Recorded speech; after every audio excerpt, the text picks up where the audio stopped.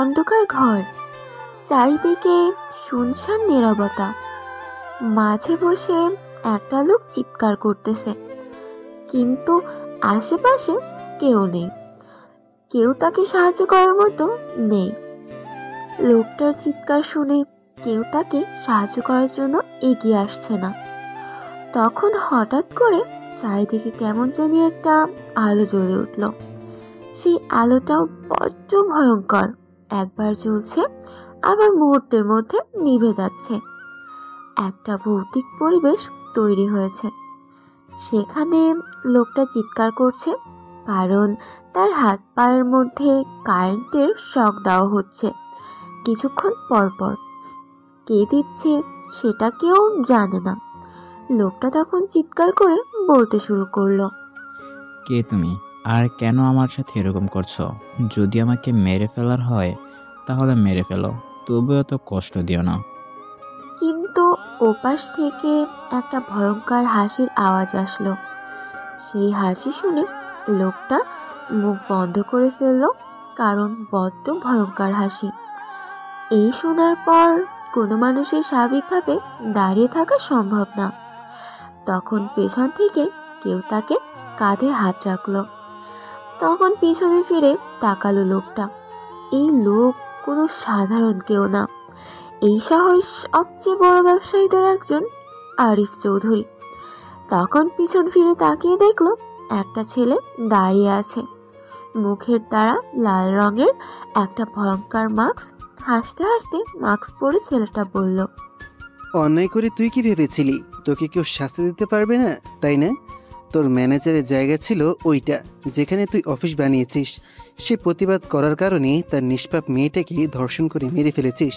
তাকেও মেরে ফেলেছিস। তার স্ত্রীকে পুলিশের কাছে কমপ্লেন করেছিল বলেই তাকেও মেরে ফেলেছিস।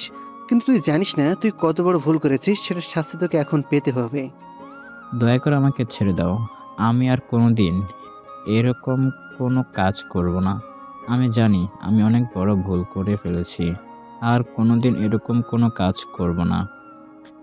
আমার কাছে ক্ষমা বলতে কোনো শব্দ নেই। আমি কাউকে ক্ষমা করি না। আমি যাকে একবার ধরে ফেলি তার মৃত্যু নিশ্চিত হয়ে যায়। তাই তোর মৃত্যু এখন নিশ্চিত, তোকে মরতে হবে।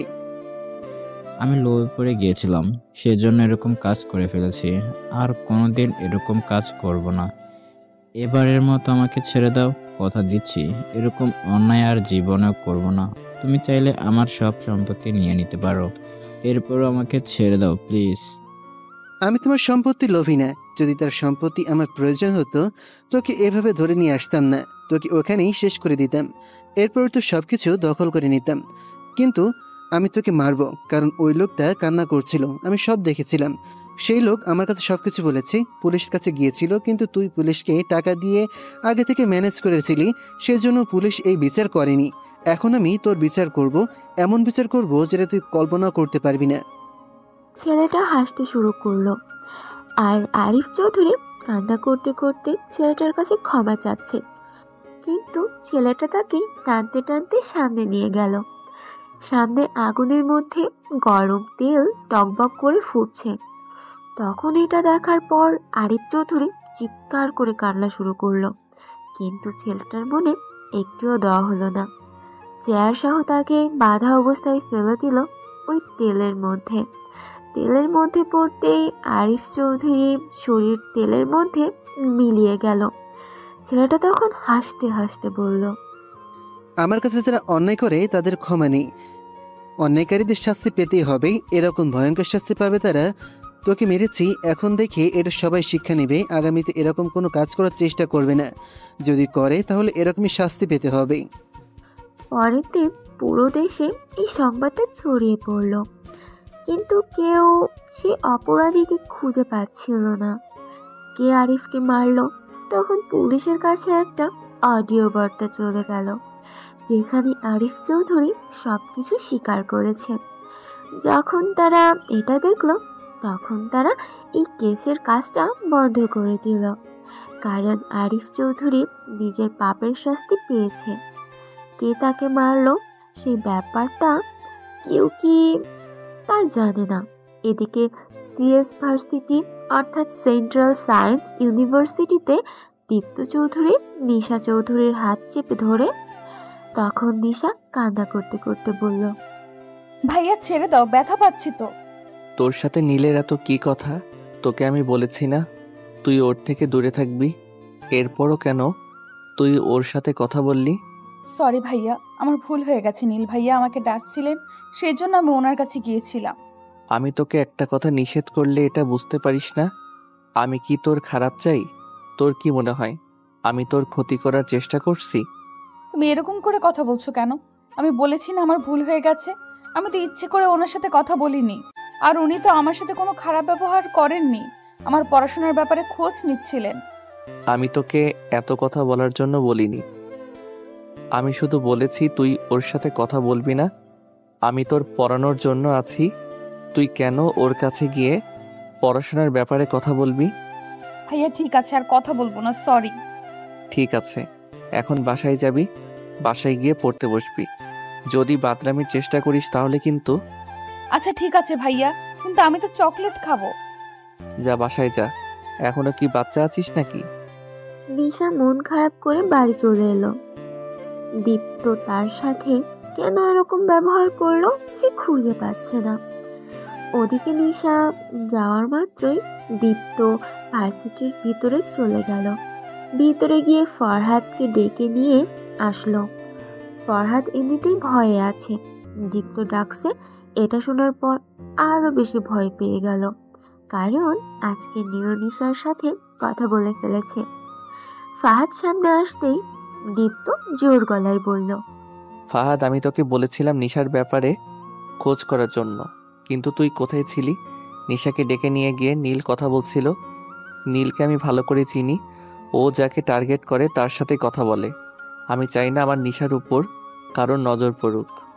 দোস্ত, আমি জানিও না নিশা ওর সাথে কথা বলেছে। হঠাৎ করে নীল ওকে ডেকে নিয়ে যাবে এটা আমি বুঝতে পারিনি। আর তোকে ব্যাপারে একটা ইনফরমেশন জানানোর জন্যই আমি তোকে খুঁজছিলাম। আজকে সন্ধ্যার পর নীল আবার কয়েকটা মেয়েকে পাচার করবে। কি বলছিস দোস্ত? এই ব্যাপারে তো আমি কিছুই জানি না। কোন দিক দিয়ে? দোস্ত, বাংলাদেশের উত্তর পূর্ব সীমান্তবর্তী এলাকা দিয়ে মেয়েগুলোকে পাচার করবে। তাই যে করেই হোক ওদের ব্যাপারে পুলিশকে জানাতে হবে। এরা যদি এভাবে নিরীহ মেয়েগুলোকে অত্যাচার করতে থাকে তাহলে মানুষ তো ভয়ে নিজেদের মেয়েদের পড়াশোনা বন্ধ করে দিবে। আমি বুঝতে পারছি দোস্ত, তোকে কোনো চিন্তা করতে হবে না। তুই এক কাজ করবি, তুই নিশার উপর নজর রাখবি যাতে নীল ওর দিকে নজর দিতে না পারে। আমি নীলকে ভালো করেই চিনি। তুই কোনো চিন্তা করবি না, আমি নীল আর নিশার উপর আজ থেকে নজর রাখবো। এদিকে দীপ্ত রাগ করে চলে আসলো বাসায়। বাসায় আসার পর নিশাকে ডাকতে শুরু করলো। দীপ্ত তার বাড়িতে একমাত্র ছেলে, তার বাবা শহরের সবচেয়ে নামকরা ব্যবসায়ী। তিনি অনেক বেশি আশা করে বসে আছেন দীপ্তের ভবিষ্যতের ব্যাপারে। তার একটা ছোট বোন আছে, নীলা। নিশা দীপ্তের চাচাতো বোন। তার চাচা চাচি দুজনেই নিশাকে ছোট রেখে একটা রোড অ্যাক্সিডেন্টে মারা যায়। এরপর থেকে নিশাকে দীপ্তের মা বাবার কাছেই থাকতে হচ্ছে। তারাও নিজের মেয়ের থেকে কোনো অংশে কম দেখেনি নিশাকে।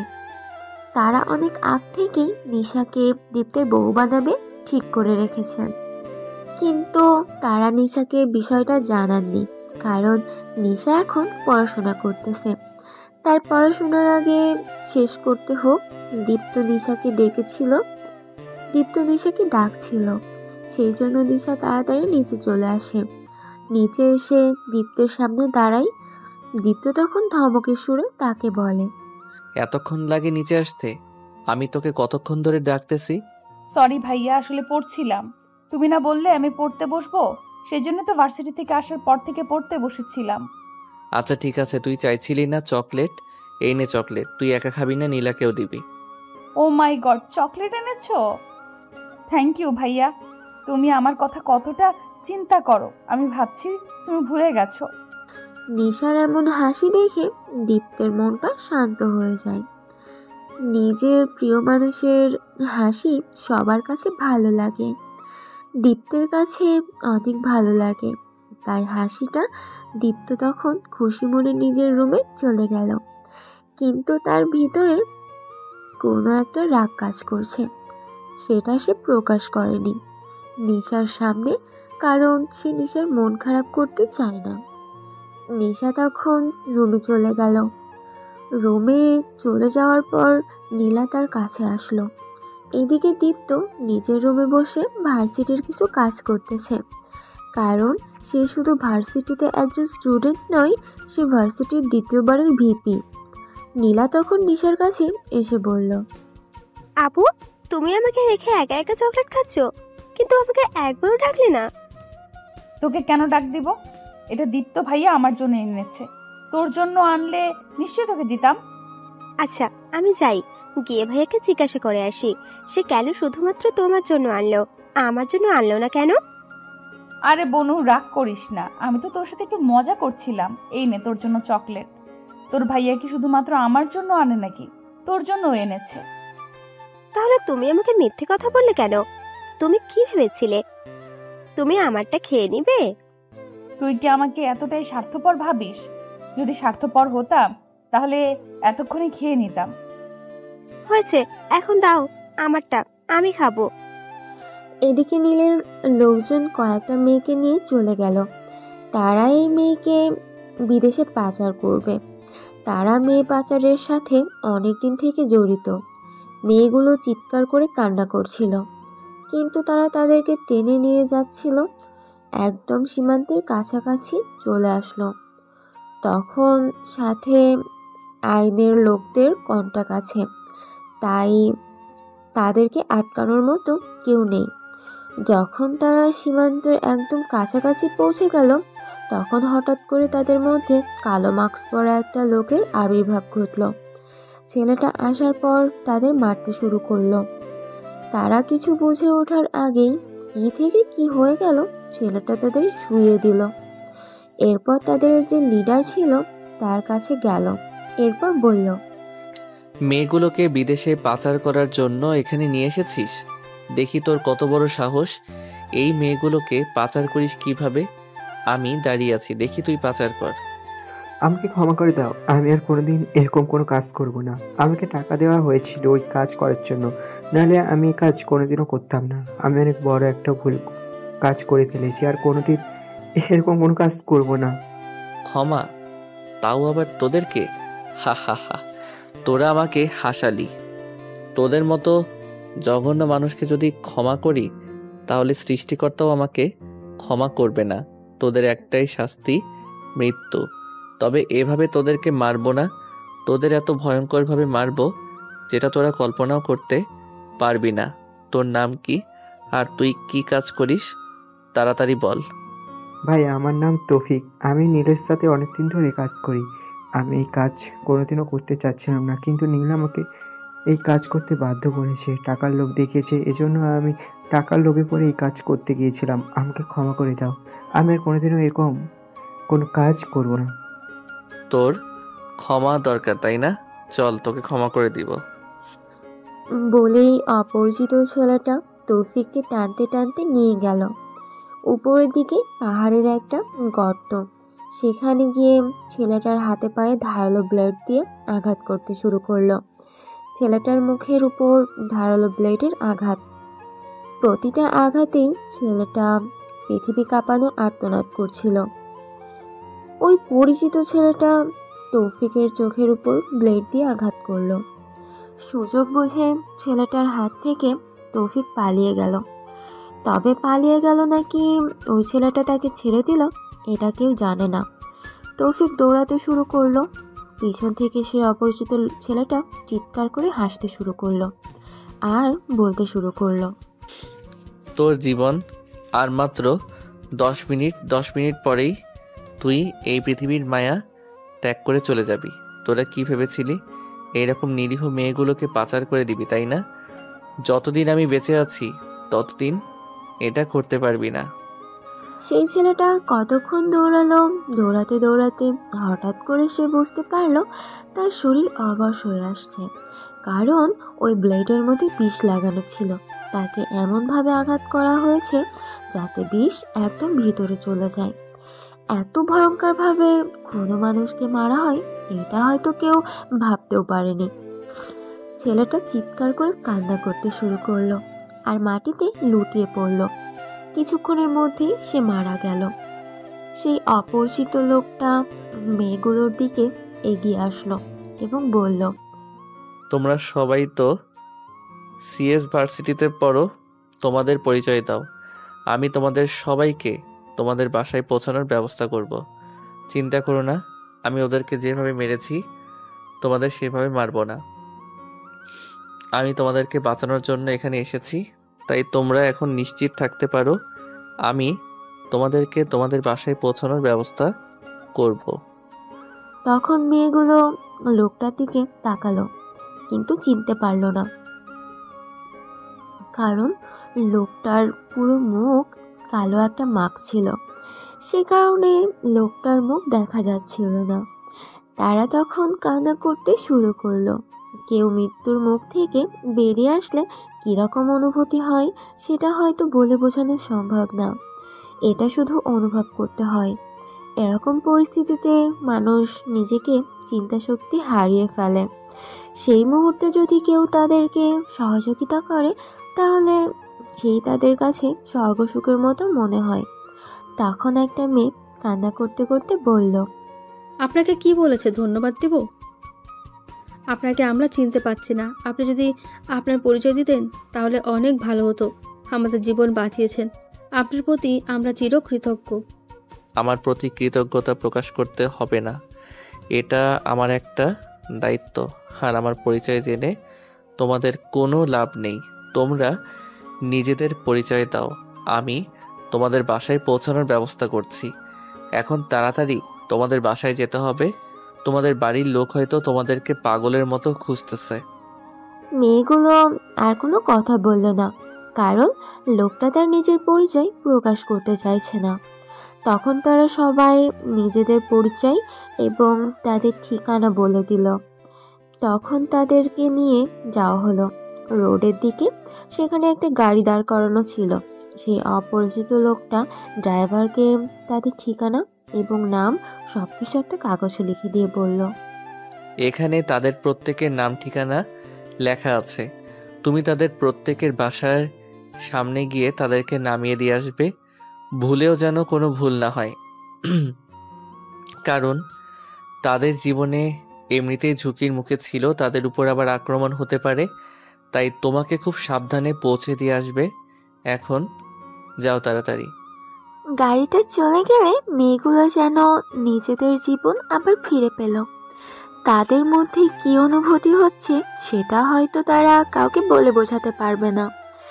এই মুহূর্তটা মানুষের জীবনে কতটা ইফেক্ট ফেলে সেটা একমাত্র সেই মানুষই জানতে পারবে, যে একবার মৃত্যুর মুখোমুখি হয়েছে। মৃত্যুর মুখ থেকে ফিরে আসা অনেকটা স্বপ্নের মতো মনে হয়, যেটা আমরা বিভিন্ন সিনেমা বা গল্পের কাহিনীতে পড়ি, কিন্তু বাস্তবে সেটা কেমন সেটা হয়তো এই মেয়েগুলো উপলব্ধি করতে পেরেছে। এদিকে নিশা তখন একটা অঙ্ক কিছুতেই বুঝতে পারছিলেন না, সেই জন্য দেখাতে দীপ্তের রুমে আসলো, কিন্তু তাকে কোথাও খুঁজে পেল না। সে ভাবলো হয়তো ওয়াশরুমে, সেই জন্য অনেকক্ষণ ধরে বসে থাকলো, কিন্তু ওয়াশরুম থেকে কোনো সাড়া শব্দ শুনতে পেল না। সেজন্য ওয়াশরুমে গিয়ে দেখলো, কিন্তু দীপ্তকে দেখতে পেল না। সেই জন্য ভাবলো হয়তো বাইরে গেছে, বেরিয়ে আসলো। একটু পরে খাওয়ার জন্য ডাকতে গেল, দেখলো দীপ্ত তার রুম থেকে বের হচ্ছে। এটা দেখার পর নিশা অনেক বেশি অবাক হয়ে গেল। দীপ্তের সামনে গিয়ে বলল, ভাই আমি এইমাত্র তোমার রুম থেকে বের হলাম। তুমি কোথায় ছিলে? হঠাৎ করে কোথা থেকে আসলে? আরে তোর কি মাথা নষ্ট হয়ে গেছে? আমি বারান্দাতে বসেছিলাম, এটা দেখতে পাসনি? আমি বারান্দায় আমার চেয়ারে বসেছিলাম উল্টো হয়ে, সেই জন্য হয়তো তুই খেয়াল করিসনি। আরে ভাইয়া আমি কিভাবে এত বড় ভুল করলাম? আমি তো সব জায়গায় খুঁজেছিলাম, কিন্তু তোমাকে কোথাও দেখতে পেলাম না। হঠাৎ করে তুমি কোথা থেকে আসলে? ঘুমিয়ে ঘুমিয়ে হাঁটলে কি কোনো কিছু পাওয়া যায়? পড়া বুঝতে গিয়েছিলি নাকি ঘুমাতে গিয়েছিলি সেটা আমি খুব ভালো করেই জানি। আমি দেখছিলাম তুই ঘুমিয়ে ঘুমিয়ে হাঁটছিলি, তাই ভাবলাম হয়তো অনেক ঘুম পেয়েছে, তাই ফিরে আসতে গেলে জিজ্ঞেস করিনি। আচ্ছা ঠিক আছে, খেতে আসো, বড় আম্মু ডাকছে খেতে। খাওয়া দাওয়া শেষ, সবাই ঘুমিয়ে পড়ল। পরের দিন সকালে নীল তার কাজ সফল হয়ে গেছে ভেবে অনেক আনন্দে ছিল, কিন্তু হঠাৎ করে তার বন্ধু রাফি আমি তার সামনে আসলো। অনেক চিন্তিত দেখাচ্ছিল তাকে। এত চিন্তিত দেখে নীল জিজ্ঞাসা করলো, কি ব্যাপার, তুই এত চিন্তিত কেন? কি হয়েছে, কোনো সমস্যা? দোস্ত, সর্বনাশ হয়ে গেছে। আমাদের কাজ সফল হয়নি। তৌফিককে কেউ একজন ভয়ঙ্করভাবে মার্ডার করে দিয়েছে। সাথে যত মেয়ে ছিল সবাইকে কারা নিয়ে গেছে, কোথায় নিয়ে গেছে কেউ জানে না। আমাদের যত লোকজন আছে সবাইকে মেরে ফেলা হয়েছে। তোর মাথা নষ্ট হয়ে গেছে। তুই কি বলতে চাইছিস বুঝতে পারছিস? আমাদের এত কষ্টের কাজ, আমরা এত কষ্ট করে 17টা মেয়ে একত্রিত করলাম, আর তোরা সবকিছু ধ্বংস করে দিলে কিভাবে? তৌফিক কে মেরেছে কিছু বুঝতে পেরেছিস? দোস্ত, সবকিছু আমার মাথার উপর দিয়ে যাচ্ছে। আমার মাথায় কিছু ঢুকতেছে না। এত ভয়ঙ্করভাবে তৌফিককে মারা হয়েছে, তার পুরো শরীরে বিষ ছড়িয়ে পড়েছে, রাতে তাকে মারা হয়েছে, সকালের ভিতরে তার শরীর পচে গেছে। তোরা একটা কাজ ঠিক মতো করতে পারিস না। একটু পর আমার কাছে কল আসবে, আমি কি বলবো তাদেরকে? তারা অপেক্ষা করছে, হয়তো এতক্ষণে তাদের কাছে মাল পৌঁছে যাবার কথা ছিল, কিন্তু তোরা কিছুই করতে পারলি না। এখন আমি তাদেরকে কি বলবো? আমি কিভাবে তাদের টাকা ফেরত দিব? আমার মনে হচ্ছে এসবের পিছনে কোনো না কোনো ভাবে দীপ্ত জড়িয়ে আছে, কারণ দীপ্ত ছাড়া আমাদের বর্তমানে কোনো শত্রু নেই। না, আমার মনে হয় না দীপ্ত এসবের সাথে জড়িয়ে আছে, কারণ দীপ্ত আমাদের এই ব্যাপারে কিছুই জানে না। আর যদিও জেনে থাকে তবু দীপ্ত একাই এসব করতে পারবে না। অন্য কেউ আছে যে আমাদের ক্ষতি করার চেষ্টা করতেছে। কিন্তু তোর সামনে তো ভার্সিটি নির্বাচন, তুই কি করবি? গতবারও ফেল করেছিস, এবার কিন্তু ফেল করলে চলবে না, দীপ্তকে হারাতে হবে, না হলে ভার্সিটিতে আমাদের পাওয়ার চলবে না। এটাই তো আমিও চিন্তা করছি, কিন্তু তাকে দুর্বল করা অসম্ভব। বর্তমানে ওকে সবাই অনেক পছন্দ করে, ওকে শেষ করা আমার পক্ষে সম্ভব নয়। তাই আমাকে অন্য পন্থায় ওকে অ্যাটাক করতে হবে। যদি দীপ্ত না থাকে তাহলে আমি নিশ্চয়ই নির্বাচনে জয়লাভ করব, কিন্তু দীপ্ত যতদিন আছে ততদিন আমি কিছুতেই কিছু করতে পারবো না। তাই তাকে আগে সরিয়ে দিতে হবে। দীপ্ত কি এমনি এমনি ছেড়ে দেবে? ওকে হারানো সম্ভব না। ওকে সব ছাত্রছাত্রীরা পছন্দ করে, সবার কাছে তার মর্যাদা আছে। হঠাৎ আমরা অ্যাটাক করে ওকে দুর্বল করা অসম্ভব। তোকে এসব ব্যাপারে কোনো কিছু চিন্তা করতে হবে না। আমি ওর সবচেয়ে দুর্বল জায়গা চিনি, ওকে ওই জায়গায় অ্যাটাক করব। এতে করে দীপ্ত ধ্বংস হয়ে যাবে। দীপ্ত নিজে থেকেই সবকিছু থেকে সরে যাবে, কাউকে কিচ্ছু করতে হবে না। দোস্ত, তুই কি করতে চাইছিস? আমি তো কিছুই বুঝতে পারছি না। আমাদের এসবের কি হবে? আমরা যে এত কষ্ট করে এতগুলো মেয়েকে পাঠালাম, সবাই পালিয়ে গেল, এখন আমরা কি করব? তাদের কি জবাব দিব? তুই এখন এক কাজ কর, আমার যত লোকজন আছে সবাইকে নিয়ে ছড়িয়ে পড়। আবার আমাদেরকে মেয়ে কালেক্ট করতে হবে। এবার আর ওদেরকে বিদেশে পাচার করব না, দেশের ভেতরেই তাদেরকে দিয়ে ব্যবসা করাবো। এরপর সেখান থেকে আমরা টাকা ইনকাম করব। আচ্ছা ঠিক আছে দোস্ত, কোনো চিন্তা করবি না। আমি এখনই ছড়িয়ে পড়ছি আমার লোকজন নিয়ে। আমাদের যত টাকা লস হয়েছে সেই টাকা আমরা তুলে আনবো। নীল তখন দাঁড়িয়ে হাসতে শুরু করলো। তার এত টাকা লস হয়েছে, এমনিতেই তার মাথা গরম, কিন্তু দীপ্তের কথা ভাবতেই তার মাথায় হাসি চলে আসলো।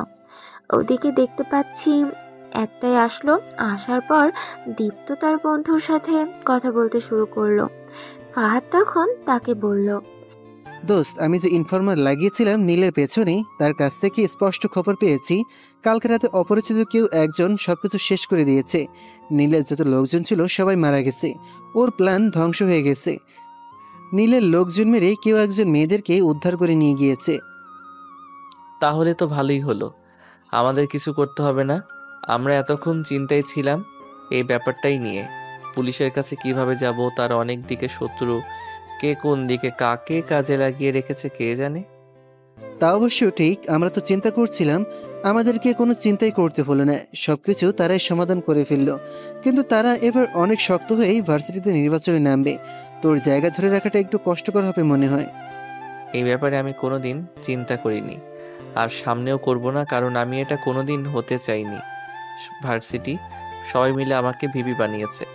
যখন তাদের প্রয়োজন শেষ হবে তখন তারা অন্যকে নির্বাচিত করবে, কিন্তু আমি তাদেরকে জোর করব না। তারা যাকে পছন্দ করবে তাকেই নির্বাচিত করবে। এ ব্যাপারে আমার কোনো আপত্তি নেই। তারা যদি নীলকে পছন্দ করে তাহলে নীলকে ভোট দেব, কিন্তু আমি সৎ পথে নির্বাচন করার চেষ্টা করব। অসৎ পথে যদি তারা নির্বাচন করে তাহলে তাদেরকে শাস্তি পেতে হবে। তোর কি মনে হয় নীল জীবনে সৎ পথে নির্বাচন করার চেষ্টা করবে? গতবারও ঝামেলা করার চেষ্টা করলো, কিন্তু পরবর্তী সময় ব্যর্থ হয়েছে। কিন্তু এবার মনে হয় না এরকম ছোটখাটো ঝামেলা করবে। এবার ঝামেলা করে যদি বড় ঝামেলা করবে, এবার যদি ঝামেলা করে তাহলে বড় ঝামেলা করবে। ভার্সিটির কেউ নীলকে সহ্য করতে পারে না। তাকে কে ভোট দিবে? সে যদি পাশ করে তাহলে দুর্নীতি করে পাশ করবে। এছাড়া তার হাতে আর কোনো উপায় নেই। যদি দুর্নীতি করার চেষ্টা করে তাহলে কি আমরা বসে থাকব? আমাদেরও তো হাত পা আছে, আমরাও তাদের বিরুদ্ধে প্রতিবাদ করতে পারবো। তুই এসব ব্যাপারে কোনো চিন্তা করবি না। এখন ক্লাসের সময় হয়ে গেছে, আগে পড়াশোনায় মনোযোগ দে। এসব নির্বাচন দিয়ে কি হবে? এরপর তারা দুজন ক্লাসে চলে গেল। তবে আসার সময় নিশাকে নিয়ে এসেছিল। তার প্রতিদিন একটা কাজ নিজের গাড়িতে করে নিয়ে আসে নিশাকে এবং নীলাকে নিজের স্কুলে নামিয়ে দিয়ে নিশাকে নিয়ে চলে আসে ভার্সিটিতে। নিশা এবার অনার্স প্রথম বর্ষে ভর্তি হয়েছে, আর দীপ্ত ফাইনাল ইয়ারে। নিশা তখন ক্লাস করে বাইরে বের হয়ে আসলো। তার ক্লাস শেষ হয়ে গেছে তাড়াতাড়ি। তখন তারা দুই বান্ধবী বের হচ্ছিল। তার বান্ধবী রিয়া তখন তার দিকে তাকিয়ে বলল, দোস্ত চল ফুচকা খেয়ে আছি। দূর, কি বলিস? যদি ভাইয়া বের হয়ে যায় তাহলে আমাকে দেখলে বকবে। আমাকে বলেছে অপেক্ষা করার জন্য। আরে কিছু হবে না, আমি দীপ্ত ভাইকে বলবো আমি তোকে নিয়ে গিয়েছিলাম, তুই আমার সাথে চল। আর অনার্স ফাইনাল ইয়ারের ক্লাস শেষ হতে এখনো প্রায় 20 মিনিট বাকি, 20 মিনিটের ভিতরে আমরা চলে আসব। এরপর তারা দুজন চলে গেল ফুচকা খেতে। যখন ফুচকা খাচ্ছিল তখন হঠাৎ করে নিশার চোখে পড়ল সামনে একটা ছেলের দিকে। ছেলেটা একটা অন্ধ মানুষকে রাস্তা পার করে দিচ্ছে। এটা দেখার পর তার অনেক ভালো লাগলো, কারণ ছেলেটা অনেক বড় একটা কাজ করছে। বর্তমান মানুষ তো এরকম কাজ কিছুতেই করতে চায় না। এক দৃষ্টিতে ছেলেটার দিকে তাকিয়ে আছে। ছেলেটা যখন আসছিল তখন হঠাৎ করে একটা গাড়ি তাকে ধাক্কা দিয়ে কিছুটা দূরে ফেলে দেয়। এটা দেখার পর নিশা দৌড়ে ছেলেটার কাছে যায়। ছেলেটার তেমন কোনো ক্ষতি হয়নি, শুধুমাত্র হাতে আঘাত পেয়েছে, হালকা রক্ত বের হচ্ছিল। সেই জন্য সে ছেলেটার দিকে তাকিয়ে বলল, আরে আপনার তো হাত কেটে গেছে, আপনি একটু দেখে শুনে চলাফেরা করবেন না? আপনি মানুষকে রাস্তা পার করে দিচ্ছেন, কিন্তু নিজেই রাস্তা পার হতে পারেন না। ছেলেটা তখন তার দিকে তাকালো, মাথা নিচু করে। ছেলেটার ব্যবহার দেখে তার কাছে অনেক ভালো লাগলো, কারণ সে কোনো প্রতিবাদ করলো না, তার কথা মাথা নিচু করে মেনে নিল। তখন নিশা আবার বলল, দেখি আপনার হাত তো অনেক কেটে গেছে। বলেই সে নিজের ওড়নার একটা অংশ ছিঁড়ে ছেলেটার হাতে বেঁধে দিতে চাইল, কারণ ছেলেটা অনেক ভালো একটা কাজ করেছিল।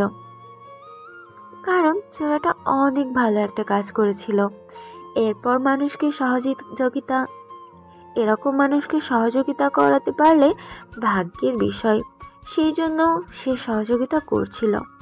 যখনই সে ছেলেটার হাতে কাপড়টা বাঁধতে যাবে তখন তার কাঁধে কেউ একজন হাত দিল। সে পিছন ফিরে দেখলো দীপ্ত দাঁড়িয়ে আছে, তার চোখ দিয়ে আগুন ঝরে পড়ছে। এটা দেখার পর নিশা কিছুটা হতভম্ব হয়ে গেল, কিন্তু কি করবে, কিছুই খুঁজে পাচ্ছিল না। তখন দীপ্ত বলল, আমি তোকে ভার্সিটির ভিতর অপেক্ষা করতে বলেছিলাম, তুই কেন বাইরে আসলি? আর এখানে এসব কি হচ্ছে? আসলে ভাইয়া উনি রাস্তা পার হতে গিয়ে পড়ে গিয়েছিলেন, হাত কেটে গেছে, সেই জন্য আমি ওনার হাতে একটা কাপড় বেঁধে দিতে চাইছিলাম। অনেক রক্ত পড়ছে, দেখছো? আমার হাতে দেয়, আমি এটা বেঁধে দিব। বলেই দীপ্ত টান দিয়ে নিশার হাত থেকে কাপড়ের টুকরাটা নিল আর ছেলেটার হাতে বেঁধে দিল। ছেলেটাকে সেখান থেকে চলে যেতে বলল। ছেলেটা আস্তে আস্তে সেখান থেকে চলে গেল। দীপ্ত তখন নিশাকে টানতে টানতে গাড়িতে এনে বসালো।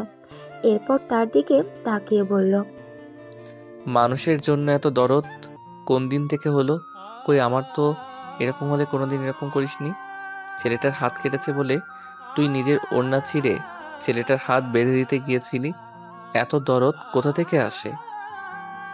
আসলে ভাইয়া, ছেলেটা একটা অন্ধ মানুষকে রাস্তা পার করে দিতে গিয়ে এরপর ফিরে আসার সময় অ্যাক্সিডেন্ট করে ব্যথা পেয়েছে। সেই জন্য আমার অনেক মায়া হচ্ছিল, তাই এই রকম কাজ করেছি। কেন, আমি কি ভালো কাজ করিনি? দীপ্তর মাথায় রাগে ফেটে যাচ্ছে। সে কোনো কথা বলতে পারছিল না। তখন সে কোনো কথা না বলে গাড়ি চালাতে শুরু করলো। কোনো মতে গাড়ি এনে বাড়ির পার্ক করে নিজের রুমে চলে গিয়ে শাওয়ার ছেড়ে তার নিচে দাঁড়িয়ে মাথা ঠান্ডা করতে শুরু করে। কারণ তার মাথা গরম হয়ে গেলে সে কি করে নিজেই জানে না, তার নিজের প্রতি কন্ট্রোল থাকে না। সেই জন্য সে কোনো সময় রাগের মাথায় কিছু করতে চায় না। এরপরও নিশা তাকে বারবার রাগিয়ে দেয়। তখন সে মনে মনে বলতে শুরু করলো, নিশা, তুই কোনোদিন আমার ভালোবাসার গভীরতা বুঝতে পারবি না। আমি তোকে কতটা ভালোবাসি সেটা যদি বলে প্রকাশ করতে পারতাম তাহলে তোকে বোঝাতে পারতাম। কিন্তু কেউ একজন বলেছিল, ভালোবাসা ভাষায় বলে প্রকাশ করা যায় না, অস্তিত্বের প্রতিটা কোণায় কোণায় এটা মিশ্রিত থাকে। আমি তোকে কতটা ভালোবাসি সেটা একমাত্র আমি জানি। আমার প্রতিটা নিঃশ্বাস তোকে নিয়ে ভাবে। কিন্তু তুই আমার কথা কি একটাবারও চিন্তা করিস না? আমার কি ভালো লাগে খারাপ লাগে সেটা কি তুই একবারও চিন্তা করিস না? তোর ভালো লাগা খারাপ লাগা কি আমি দেখি না? তুই যেটা ভালোবাসিস সেটাই আমি করার চেষ্টা করি। তুই যেটা অপছন্দ করিস সেটা আমি অপছন্দ করি। এটাকে তোর প্রতি আমার দুর্বলতা মনে করিস না? কেন তুই বুঝতে চাস না? শুধু মুখে বললেই কি ভালোবাসা হয়? ভালোবাসা কি হৃদয়ের সাথে হৃদয়ের সম্পর্কের নাম না? তাহলে ভালোবাসা কি? ভালোবাসা কি শুধু ভালোবাসি ভালোবাসি বলেও ঘুরে বেড়ানোর নাম? ভালোবাসা তো অন্তরের গভীর থেকে অন্যের প্রতি আকর্ষণ অনুভবের নাম। আমি জানি না আমি তোকে কোনোদিন বলতে পারবো কিনা আমি তোকে ভালোবাসি। জানি না তুই আমাকে কোনোদিন ভালোবাসবি কিনা, কিন্তু একটা কথা মনে রাখবি, তুই আমার এই হৃদয়ের প্রতি স্পন্দনে আছিস। তোকে আমার থেকে কেউ কোনোদিন আলাদা করতে পারবে না। যদি আলাদা হয়ে যাস তাহলে তো সেটা শুধু শারীরিক দূরত্ব, কিন্তু আমার থেকে তোর অন্তরের দূরত্ব কোনো দিন হবে না। আমি জানি হয়তো তুই আমাকে ভালোবাসিস না, কিন্তু তোকে আমি কতটা ভালোবাসি সেটা না পৃথিবীর কোনো যন্ত্র দ্বারা পরিমাপ করা সম্ভব নয়। আমি নিজেও জানি না তোকে কেন এতটা ভালোবাসি। ভালোবাসা হয়তো এটারই নাম। ভালোবাসার কারণ বর্ণনা করা যায় না। যদি আমি বর্ণনা করতে পারি আমি তোকে কেন ভালোবাসি, তাহলে এটা তো আমার ভালোবাসা নয়। তোর প্রতি আমার ভালো লাগার কারণ বর্ণনা করা যায়, কিন্তু ভালোবাসার কারণ বর্ণনা করা যায় না। আমিও ঠিক তেমনই হয়ে গেছি।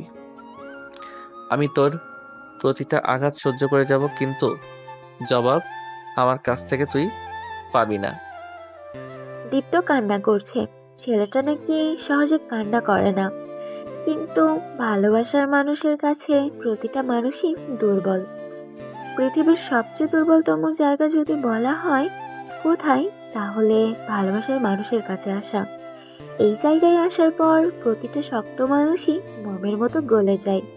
দীপ্তর অবস্থাও ঠিক সেরকম হয়ে গেছে, কিন্তু নিশার সামনে গেলে তার রাগ কেমন জানি চলে যায়।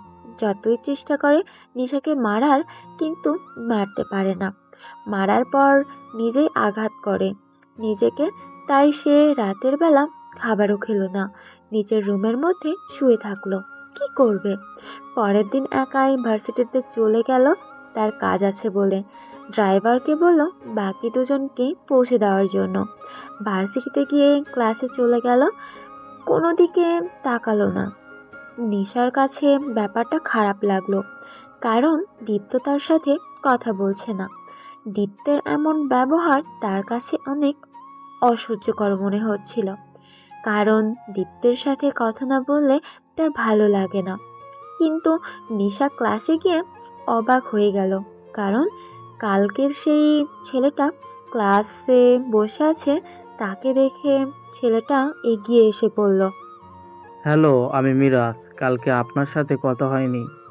উনি কে ছিলেন? আপনার বয়ফ্রেন্ড নাকি? নিশা তখন নিঃসন্দেহে ছেলেটার সাথে হাত মিলায়, কারণ ছেলেটা অনেক ভালো। তখন সে হাত মিলিয়ে বলল, হ্যালো, আমি নিশা। না, কালকে উনি আমার বয়ফ্রেন্ড ছিলেন না, আমার বড় চাচাতো ভাই ছিলেন। আপনাকে অসংখ্য ধন্যবাদ কালকে আমাকে সহযোগিতা করার জন্য। আপনাকে ধন্যবাদ জানাতে পারিনি। উনি মাঝখান থেকে চলে আসলেন। আমরা তো একই ক্লাসে পড়ি। আপনার সাথে কালকে পরিচিত হয়ে ভালো লাগলো। আমি নতুন এই ভার্সিটিতে এসেছি। আমরা কি বন্ধু হতে পারি? নিশা তখন কিছুক্ষণ চিন্তা করলো কি করবে। এরপর মনে মনে ভাবলো এরকম একটা মানুষের সাথে বন্ধুত্ব করাই যায় যে মানুষের সহযোগিতা করে। তখন সে বলল, ওকে, আমরা যখন একই ক্লাসে পড়ি তাহলে বন্ধু হতেই পারি, শুধুমাত্র ফ্রেন্ড আমরা। যাক, ভালো হলো। আমার এই ভার্সিটিতে কারো সাথে বন্ধুত্ব নেই। আমি নতুন ভার্সিটিতে এসেছি, কাউকে চিনি না। আপনার সাথে পরিচিত হয়ে অনেক ভালো লাগলো। আমরা তো এখন বন্ধু হয়ে গেছি। এখনো কি আপনাকে আপনি করে কথা বলবো? আমি তোমায় তুমি করে বলবো। ওকে, সমস্যা নাই, আমিও আপনাকে তুমি করে বলবো। তাহলে আমরা এখন থেকে একই ডেস্কে বসি, সমস্যা কি? না, কোনো সমস্যা নেই, বসো। এরপর তারা অনেকক্ষণ গল্প করলো। ছেলেটার সাথে কথা বলে নিশার অনেক ভালো লাগলো। অনেক ভালো একটা ছেলে, তার সাথে তার ব্যবহারও অনেক ভালো। সবার সাথে হাসি মুখে ব্যবহার করছে। যখন ক্লাস শেষ করে বের হলো তখন তারা দুজন বাইরে দাঁড়িয়েছিল। হঠাৎ করে মিরাজ বলল, নিশা, কালকে তো তুমি আমার কারণে ফুচকা খেতে পারোনি। আজকে চলো আমরা দুজন মিলে ফুচকা খেতে যাই। চিন্তা করো না, এটা আমার পক্ষ থেকে তোমাকে ট্রিট। কালকে আমাকে বাঁচাতে গিয়ে তোমার ফুচকাটা নষ্ট হয়ে গেল। না, সমস্যা নেই। আর এখন ভাইয়া চলে আসবে, আমাকে বাসায় যেতে হবে। তোমার সাথে কালকে কথা বলবো, তোমার সাথে কালকে খাবো। কোথায়? এখনো তো ওনার ক্লাস শেষ হতে অনেক দেরি আছে। চলো আমরা দুজন মিলে যাই ওখানে। নিশা আর মানা করলো না, মিরাজের সাথে চলে গেল ফুচকা খেতে। সেখানে গিয়ে দুজন গল্প করছিল। ওদিকে দীপ্ত ক্লাস শেষ করে নিশাকে দেখতে না পেয়ে বাইরে চলে আসলো। বাইরে আসার পর দেখলো নিশা মিরাজের সাথে ফুচকা খাচ্ছে। এই দৃশ্য দেখার পর সে রেগে গিয়েছিল। সে সেখানে আর দাঁড়াতে পারবে না, সেজন্য সেখান থেকে চলে আসলো। বাসায় আসার পর তার মনটা ভীষণ খারাপ হয়ে গেল। ওদিকে রাস্তার মধ্যে একটা গরিব ছেলে আসলো নিশা এবং মিরাজের সামনে সাহায্য চাওয়ার জন্য। তখন মিরাজ ছেলেটার সামনে দাঁড়িয়ে বলল, ভাই, তুমি তো মনে হয় কালকে থেকে কিছু খাওনি। আমার সাথে চলো, আমি তোমাকে খাবার খাওয়াবো। তোমার কোনো সমস্যা হলে তুমি আমার কাছে আসবে, এখানে এসে দাঁড়াবে। এই সময় আমি প্রতিদিন ভার্সিটিতে আসব। এই সময় আমি তোমাকে সহযোগিতা করব, কোনো চিন্তা করো না। মিরাজের ব্যবহার দেখে নিশার অনেক ভালো লাগলো। গরিব মানুষের প্রতি তার কত ভালো ব্যবহার, এসব দেখার পর নিশার অনেক ভালো লাগলো। মিরাজ ছেলেটাকে নিয়ে গেল। এরকম নোংরা ছেলেকে অনেকেই পছন্দ করে না, কিন্তু সে কত সহজ সরলভাবে ছেলেটার সাথে কথা বলছে। এটা দেখার পর নিশাও তাদের পিছনে পিছনে যেতে লাগলো। খাওয়া দাওয়ার পর মিরাজ ছেলেটার হাতে একটা 500 টাকার নোট দিয়ে বলল, এই নাও ভাই, এটা তুমি রাতে খাবার কেনার সময় ব্যবহার করবে। আর তুমি কালকে এই সময় এখানে চলে আসবে। আমি তোমাকে সহযোগিতা করব, কেউ না করলেও। তুমি কোনো চিন্তা করো না। ছেলেটার হাসি মুখে সেখান থেকে চলে যেতে গেলে নিশা তখন মিরাজের দিকে তাকিয়ে বলল, তোমার ব্যবহার সত্যিই চমৎকার। তোমার কত চিন্তা গরিব মানুষদের প্রতি। এরকম যদি সবাই করতো তাহলে গরিব মানুষেরা অনেক ভালো জীবনযাপন করতে পারতো। নিশাত, এটা বললে আমার লজ্জা লাগে। আমি কাউকে দেখানোর জন্য বা কোনো কিছু পাওয়ার জন্য এসব করি না। আমার তাদের প্রতি একটা দায়িত্ব আছে। আমরা সবাই যদি সবার পাশে দাঁড়াই তাহলে সমাজটা অনেক সুন্দর হবে। আমি এটাই করার চেষ্টা করি। আচ্ছা ঠিক আছে, আমি রাখছি তাহলে, কালকে কথা হবে। এখন আমাকে চলে যেতে হবে। তোমার নাম্বারটা দিয়ে যাও, রাতে যদি কোনো প্রয়োজন হয়। এখন তো আমরা বন্ধু, আমরা একে অপরের সাথে নাম্বার শেয়ার করতেই পারি, তাই না? ছেলেটা হাসি মুখে সেখান থেকে চলে গেল। নিশা তখন মিরাজের দিকে তাকিয়ে বলল, নিশা তখন নাম্বার দিয়ে দিল। তার কাছে ব্যাপারটা তেমন একটা সন্দেহজনক মনে হলো না, কারণ ছেলেটা অনেক ভালো এবং ব্যবহারও অনেক সুন্দর। এর সাথে তার চরিত্র অনেক ভালো। কিন্তু নিশা যখন ভার্সিটির ভিতরে আসলো তখন দীপ্তকে দেখতে পেল সে চলে গেছে। এটা দেখার পর তার অনেক খারাপ লাগলো, কারণ দীপ্ত তাকে না নিয়ে গেল। সে মনে মনে ভয় পেল দীপ্ত মনে হয় বাসায় গিয়ে তার সাথে চিৎকার চেঁচামেচি করবে। সেজন্য সে ভয়ে ভয়ে বাসার ভেতর প্রবেশ করলো, কিন্তু কোনো সমস্যা হলো না। খাবার টেবিলে যখন বসলো তখন দীপ্তের মা নীলার দিকে তাকিয়ে বলল,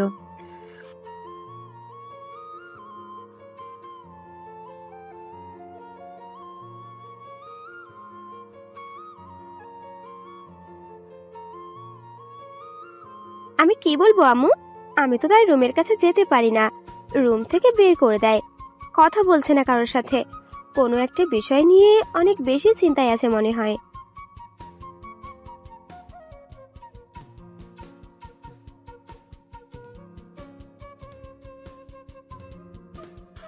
নীলা উঠে চলে যেতে গেলে নিশাও চিন্তায় পড়ে গেল।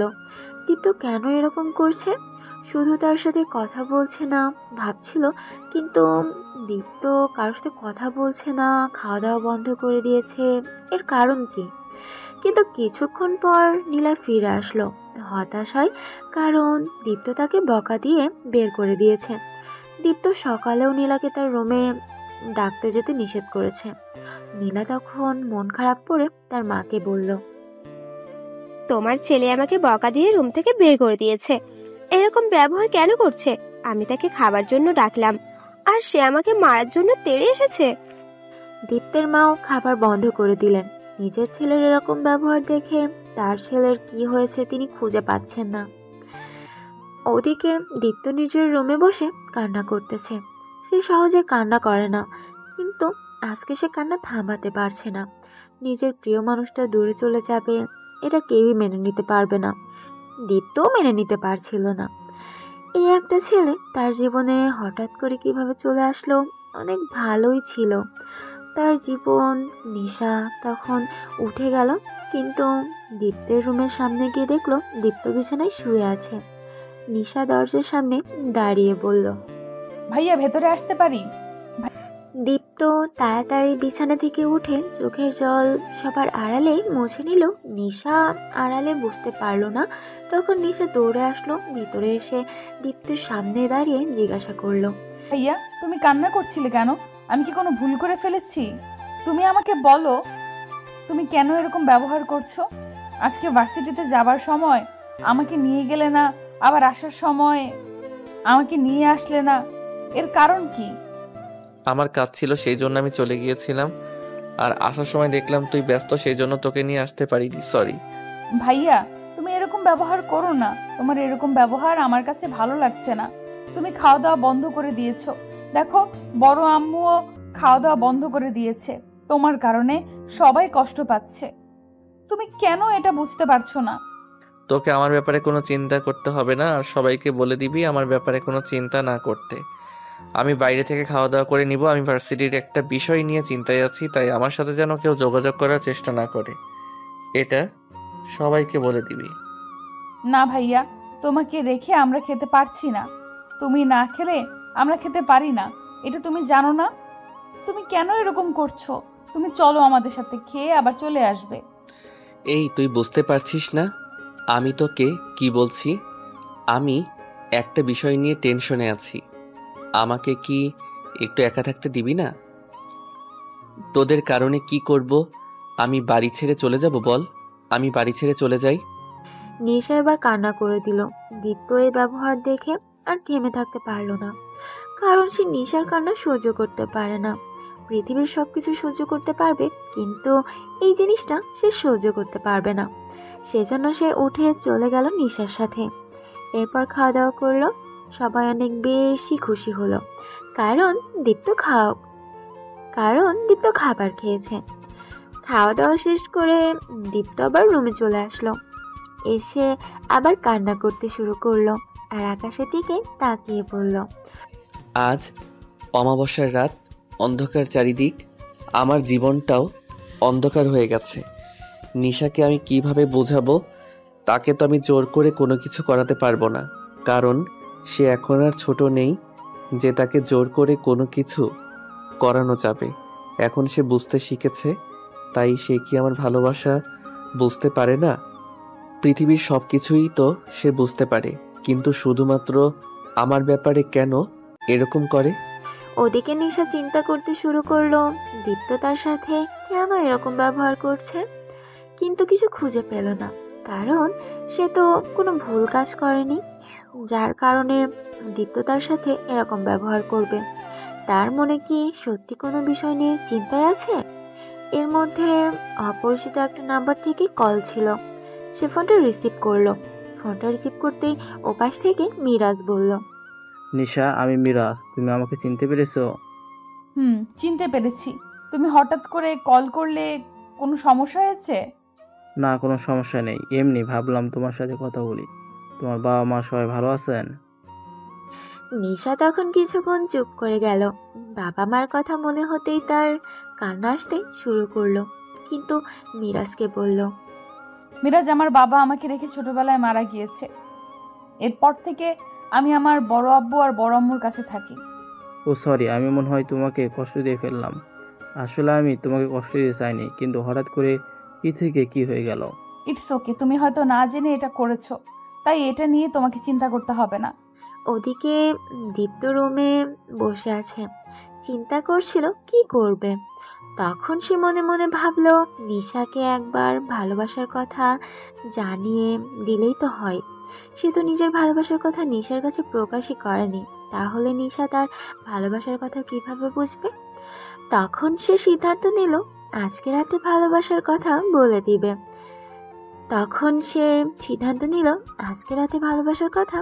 দিবে। সেই জন্যই নিশার জন্য কিনা একটা সুন্দর হীরের আংটি নিয়ে চলে গেল নিশার রুমে। কিন্তু রুমে যখন প্রবেশ করতে যাবে তখনই শুনতে পেল নিশা কারোর সাথে অনেক হেসে কথা বলতেছে। তখন সে কথা শোনার চেষ্টা করলো। নিশা তখন মিরাজকে বলছিল, আসলে আমি কোনোদিন কারোর সাথে বন্ধুত্ব করতে পারিনি, শুধুমাত্র ভাইয়ার কারণে। ভাইয়া আমাকে সবসময় শাসনের মধ্যে রাখে, কারোর সাথে বন্ধুত্ব করতে দেয় না। আমি জানি না ভাইয়া কেন এইসব করে, তবে আমার এইসব খুব একটা ভালো লাগে না। আমি চাই মুক্ত হয়ে জীবন যাপন করতে, কিন্তু ভাইয়ার কারণে সেটা পারি না। ভাইয়ার শাসন আমার উপর অনেক কড়া, তাই কেউ কোনো কথা বলতে পারে না ভাইয়ার উপরে। তবে তোমার সাথে ফ্রেন্ডশিপ হওয়ার পর অনেক ভালো লাগছে, এখন মনে হচ্ছে নিজেকে অনেকটাই স্বাধীন। এই কথা শোনার পর দীপ্ত আর সেখানে দাঁড়িয়ে থাকতে পারলো না, দৌড়ে নিজের রুমে আসলো। রুমে এসে কান্না করতে শুরু করলো।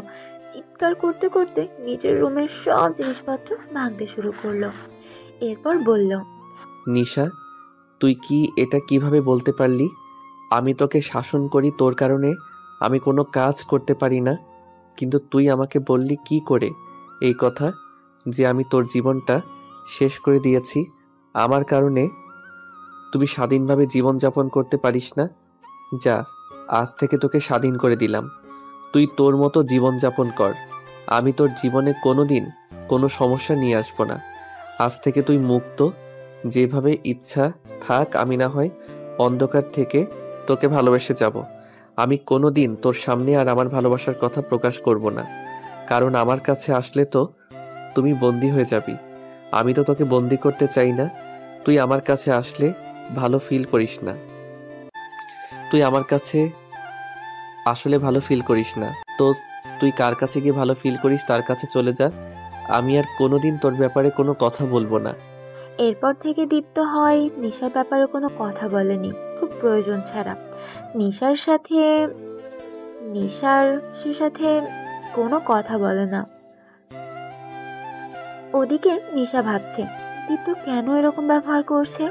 কারণ আগে তাকে অনেক শাসন করত, এখন যদি খুব ইমার্জেন্সি থাকে তাহলে দু একটা কথা বলে, প্রয়োজন ছাড়া কোনো কিছুই জিজ্ঞাসা করে না। প্রথম নিশা কিছুটা কষ্ট পেলেও পরে মিরাজের সাথে সম্পর্ক আরও গভীর হওয়ার কারণে দীপ্তের ব্যাপারটা কিছুটা ভুলে গেছে নিশা। এটাই স্বাভাবিক, মানুষ যখন নতুন কারোর সাথে গভীর হতে শুরু করে তখন পুরনো সম্পর্কগুলো ভুলে যেতে শুরু করে। কিন্তু পুরনো সম্পর্কগুলো আমাদের জীবনে কতটা গুরুত্বপূর্ণ সেটা মানুষ তখন বুঝতে পারে যখন সেই সম্পর্কগুলো নতুন সম্পর্ক ছেড়ে যাওয়ার পর আবার ফিরে আসে। দীপ্ত প্রতিদিন কান্না করে। যতই সে নিশার থেকে দূরে থাকুক না কেন, আড়াল থেকে নিশার খোঁজ খবর নেয়। নিশা কি করছে, কখন কোথায় যাচ্ছে, সবকিছুই তার কাছে খবর আসে। দীপ্ত প্রতিদিনের ন্যায় ভার্সিটির ক্যাম্পাসে দাঁড়িয়েছিল। ফাহাদ তার সাথে দাঁড়িয়ে আছে। নিশা মিরাজের প্রতি গভীরভাবে আসক্ত হয়ে পড়েছে। মিরাজের সাথে কথা না বললে এখন তার ভালো লাগে না। মিরাজের ব্যবহার সবকিছু তাকে মুগ্ধ করে তুলেছে। দীপ্ত দাঁড়িয়েছিল, তখন হঠাৎ করে দেখলো মিরাজ নিশাকে প্রপোজ করছে। মিরাজের এমন কাণ্ড, নিশা হতভম্ব হয়ে দীপ্তের দিকে তাকালো, কিন্তু তাকে স্বাভাবিক অবস্থায় দাঁড়িয়ে থাকতে দেখে সে মিরাজের দিকে তাকিয়ে বলল, মিরাজ, তুমি এটা কি করছো? তোমার ব্যাপারে আমি কোনো দিন এরকম চিন্তাও করিনি। তুমি কেন এরকম করছো? নিশা, আমি জানি না ভালোবাসা কি, ভালোবাসা কাকে বলে, কিন্তু তোমার কাছে থাকতে থাকতে আমি তোমার প্রতি আসক্ত হয়ে পড়েছি। তোমাকে ছাড়া আমি এখন একটা মুহূর্ত চিন্তা করতে পারি না। তুমি কি আমাকে গ্রহণ করবে তোমার জীবনে? কথা দিচ্ছি কোনোদিন তোমাকে কষ্ট পেতে দেব না। তোমার মুখে সব সময় হাসি থাকবে। তোমার চোখের জল আমি সহ্য করতে পারি না।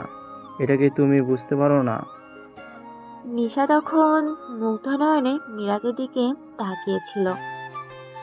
মিরাজের এরকম ব্যবহার তার বেশ পাগলামি করার মতো হলেও তার মনের মধ্যে একটা আনন্দ কাজ করছিল। দীপ্তের ব্যবহার তাকে বিরক্ত করে তুলছিল। তার কাছে অনেক কষ্ট হতো, কিন্তু তখন মিরাজকে অ্যাকসেপ্ট করবে কিনা এটা নিয়ে চিন্তা করছিল। তখন হঠাৎ করে মিরাজ কেউ লাথি দিয়ে ফেলে দিল। সেটা আর কেউ নয়, দীপ্ত। কারণ দীপ্ত অন্য কিছু সহ্য করতে পারলেও এটা সহ্য করতে পারছিল না। সে যতই দূরে থাকার চেষ্টা করে না কেন, এই কাজটা দেখার পর দূরে থাকতে পারলো না। মিরাজকে এরকম লাথি দিয়ে ফেলে দেওয়া দেখে ফাহাদ দৌড়ে আসলো, কারণ এই ছেলেটা একটা শিক্ষা দিতে হবে। ফাহাদ জানে দীপ্ত নিশাকে কতটা ভালোবাসে। এটার পরেও কেন ছেলেটা এরকম ব্যবহার করলো? ফাহাদ দীপ্তের কষ্ট নিজের চোখে দেখছে। তখন ফাহাদ দৌড়ে এসে মিরাজকে মারতে শুরু করলো। এটা দেখার পর নিশা এগিয়ে গেল, তাদের দিকে এগিয়ে গিয়ে বলল, ভাইয়া, তোমরা এরকম করছো কেন? তোমরা মিরাজকে বিনা অপরাধে মারছো কেন? সে কি অন্যায় করেছে? তাকে এভাবে মারার কারণ কি? দীপ্ত তখন এতটা রেগেছিল, সে কি করছে তার মাথায় ছিল না। সে উঠে নিশাকে থাপ্পড় দিতে শুরু করলো। এরপর বলল, অনেক দরদ উতলে উঠছে এই ছেলেটার উপর, তাই না? ছেলেটা তোকে প্রপোজ করছিল, তোর কত বড় সাহস, তুই কিছু না বলে দাঁড়িয়েছিলি। মিরাজ কোনো কিছু বলছিল না, সে নিশাকে বাঁচাতে চাইছিল। তখন সে দীপ্তের সামনে এসে বলল, ভাই, আপনারা আমাকে মেরে ফেলুন, তবুও নিশাকে কিছু বলবেন না। সে কোনো অন্যায় করেনি। আমি তাকে প্রপোজ করেছিলাম, কিন্তু সেটা ঠিক হয়নি। আপনারা প্লিজ তাকে মারবেন না। আমাকে মারেন, কোনো সমস্যা নেই। আমি অন্যায় করেছি। এই শালা, তুই চুপ করে থাকবি? তোর সাহস কি করে হয় এটা করার? তোকে আমি খুন করে ফেলবো। যতদিন না পর্যন্ত তোকে মারতে পারছি, ততদিন পর্যন্ত আমার কোনো শান্তি নেই। আমাকে মেরে ফেলুন ভাই, কিন্তু নিশাকে কিছু করবেন না। সে কোনো ভুল কাজ করেনি। আপনি ওকে কষ্ট দিবেন না, এটা আমি সহ্য করতে পারবো না। আমি ওকে সত্যিই অনেক বেশি ভালোবাসি। এই কথা শুনে দীপ্তের রাগ আরও অনেক বেড়ে গেল। সে থাপ্পড় মেরে মিরাজকে দূরে ফেলে দিল। এটা দেখার পর নিশা অনেক বেশি কষ্ট পেল, কারণ দীপ্ত এত খারাপ সে কোনোদিনও ভাবতে পারেনি। সে দীপ্তকে অনেক ভালো ভাবত, কিন্তু দীপ্তের প্রতি এখন আর তার কোনো অনুভূতি কাজ করছে না। দীপ্তকে সে ঘৃণা করতে শুরু করেছে, কারণ এত ভালো একটা ছেলে যে আঘাত সহ্য করার পরেও তার কথা চিন্তা করেছে, এরকম ছেলেকে ভালোবাসতেই হবে। তখন নিশা দীপ্তের গালে ঠাস করে একটা থাপ্পড় বসিয়ে দিল। দীপ্ত কিছুক্ষণের জন্য একটা ঘোরের মধ্যে চলে গেল। কি করবে কিছুই বুঝতে পারছিল না। সে চুপচাপ দাঁড়িয়েছিল। তখন নিশা কান্না করতে করতে চিৎকার দিয়ে তাকে বলল, তুমি কি মনে করো নিজেকে? তোমাকে একটু সম্মান করি বলে তুমি যা ইচ্ছা তাই করবে? তুমি আমার পার্সোনাল লাইফে কেন কথা বলতেছো? আমি কাকে ভালোবাসবো, কাকে না বাসবো, সেটা একান্ত আমার ব্যক্তিগত বিষয়। তোমার বাসায় থাকি বলে তুমি যা ইচ্ছে তা করবে। আর ভুলে যেও না, এই বাসাটা তোমার একার না। আমি আমার আব্বুর বাসায় থাকি, তাই তুমি ভুলেও আমার জীবনে আর কোনোদিনও কথা বলতে আসবে না। তোমাকে আমি নিজের বড় ভাই ভাবতাম, অনেক ভালো একজন মানুষ মনে করতাম, যে আমাকে সব বিপদ আপদে সহযোগিতা করে, কিন্তু তোমাকে আমি ঘৃণা করি। আজকের পর থেকে তুমি আমার জীবনে আর কোনো কথা বলবে না। আর আমি মিরাজকে ভালোবাসি। তোমার মতো জঘন্য মানুষের কাছ থেকে ওকে কিভাবে বাঁচাতে হয় সেটা আমি ভালো করেই জানি। চলো মিরাজ। বলে নিশা এগিয়ে গিয়ে মিরাজকে তুলে জড়িয়ে ধরল। এরপর বলল, আমিও তোমাকে ভালোবাসি মিরাজ। তোমার মতো এত ভালো একটা ছেলেকে আমি এতদিন পাত্তা দেইনি, এটা আমারই ভুল ছিল। আমি তোমাকে ভালোবাসি। ওই জঘন্য লোকটা তোমার কোনো ক্ষতি করতে পারবে না। আজকের পর থেকে তার সাথে আমার আর কোনো সম্পর্ক নেই। না নিশা, তুমি এরকম করবে না। ভাইয়া তোমায় ভালো চাই। তোমার জন্য তিনি এরকম ব্যবহার করেছেন। আমার আঘাতে এগুলো সামান্য সেরে যাবে, কিন্তু তুমি এরকম ব্যবহার করো না। উনি তোমাকে এতদিন আগলে রেখেছে। মিরাজ, তুমি এখনো এই লোকটার কথা চিন্তা করছো? এই লোকটা তোমার মতো নয়। এই লোকটা তোমার ক্ষতি করতে চায়। তুমি বুঝতে পারছো না? তোমার মতো ভালো যদি সবাই হতো, সবাই যদি সহজ সরল হতো, তাহলে পৃথিবীটা অনেক সুন্দর হতো। তুমি যেরকম সব কিছু মনে করো, পৃথিবীটা আসলে ততটাও সহজ নয়। সবাই তোমার মতো না। অনেকে আছে যারা এই পৃথিবীটাকে নোংরা করছে। তুমি আমার সাথে চলো, আমি তোমাকে ফার্মেসিতে নিয়ে যাব। বলে নিশা মিরাজকে নিয়ে যেতে শুরু করলো। ফাহাদ এগিয়ে যেতে চাইলে দীপ্ত তার হাত টেনে ধরে বলল, না ফাহাদ, অনেক হয়েছে। আমি বুঝতে পেরে গেছি আমি নিশার জীবনের একটা ভয়ঙ্কর স্বপ্ন। সে এটাকে কাটিয়ে উঠতে চাইছে। আমি চাই না তার সুন্দর স্বপ্নকে ধ্বংস করে দিতে। সে যদি অন্য কাউকে নিয়ে খুশি হতে পারে, তাহলে আমি কেন বাধা দিব তাকে? দীপ্তের এমন কথা শুনে ফাহাদ চুপ করে গেল। সে বুঝতে পারছে দীপ্তের কষ্টের ব্যাপারটা। নিশা তখন মিরাজকে হসপিটালে নিয়ে গেল চিকিৎসা করানোর জন্য। চিকিৎসা করানোর পর বলল, মিরাজ, আমি ওখানে থাকতে পারবো না। আমি এসব সহ্য করতে পারছি না। আমি চাই না ওনার মুখোমুখি আর হতে। তাই বলছি, তুমি তো আমাকে ভালোবাসো। তুমি আমাকে বিয়ে করবে মিরাজ? হ্যাঁ নিশা, আমি তোমাকে বিয়ে করার জন্য ভালোবাসি। তুমি আমাকে বিশ্বাস করতে পারো, কোনোদিন তোমাকে কষ্ট দেব না। আমি তোমাকে সত্যি অনেক বেশি ভালোবাসি। তাহলে আমি আজকে গিয়ে আমার বড় আব্বুর পরিবারের সাথে কথা বলবো। তারা রাজি না হলে আমরা দুজন পালিয়ে বিয়ে করব। এরপরও আমি ওই বাড়িতে থাকতে পারবো না। আচ্ছা ঠিক আছে, কিন্তু তুমি পাগলামি করবে না। যদি পাগলামি করো তাহলে তোমার ক্ষতি হয়ে যেতে পারে। তাই তুমি যেটা করবে ভেবেচিন্তে করবে। আমি চাই না তুমি কোনো ভুল সিদ্ধান্ত নাও। নিশা তখন বাসায় ফিরে আসলো। বাসায় ফিরে আসার পর কান্না করে সবকিছু খুলে বলল। দীপ্তের বাবা মা দুজনের বাসায় ছিলেন। তারা কি বলবে কিছু বুঝতে পারলেন না। তারা দীপ্তের সাথে নিশার বিয়ে ঠিক করেছিলেন, কিন্তু নিশা অন্য একটা ছেলেকে ভালোবাসে কিভাবে এটা তারা মেনেও নিতে পারতেছিল না। কিন্তু নিশার স্বাধীনতা আছে। তারা কোনোদিন নিশাকে জোর করেনি, কোনো কিছু করতে বলেনি। তাই তারা বললেন, দেখ নিশার মা, আমরা সারা জীবন তুই যা চাইছিস তাই দিয়েছি। কোনোদিন আমরা তোর কোনো কাজে আপত্তি করিনি, কিন্তু তুই আর এবার চিন্তা করে দেখ, তুই যে সিদ্ধান্ত নিয়েছিস সেটার উপর অটল থাকবি নাকি তুই নতুন করে কোনো সিদ্ধান্ত নিবি? বড় আব্বু, বড় আম্মু, আমার বিয়ের বয়স হয়েছে।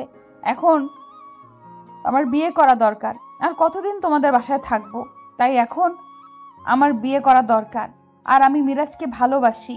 তোমরা মিরাজের সাথে আমার বিয়ের ব্যবস্থা করো, না হলে কিন্তু আমি আত্মহত্যা করব।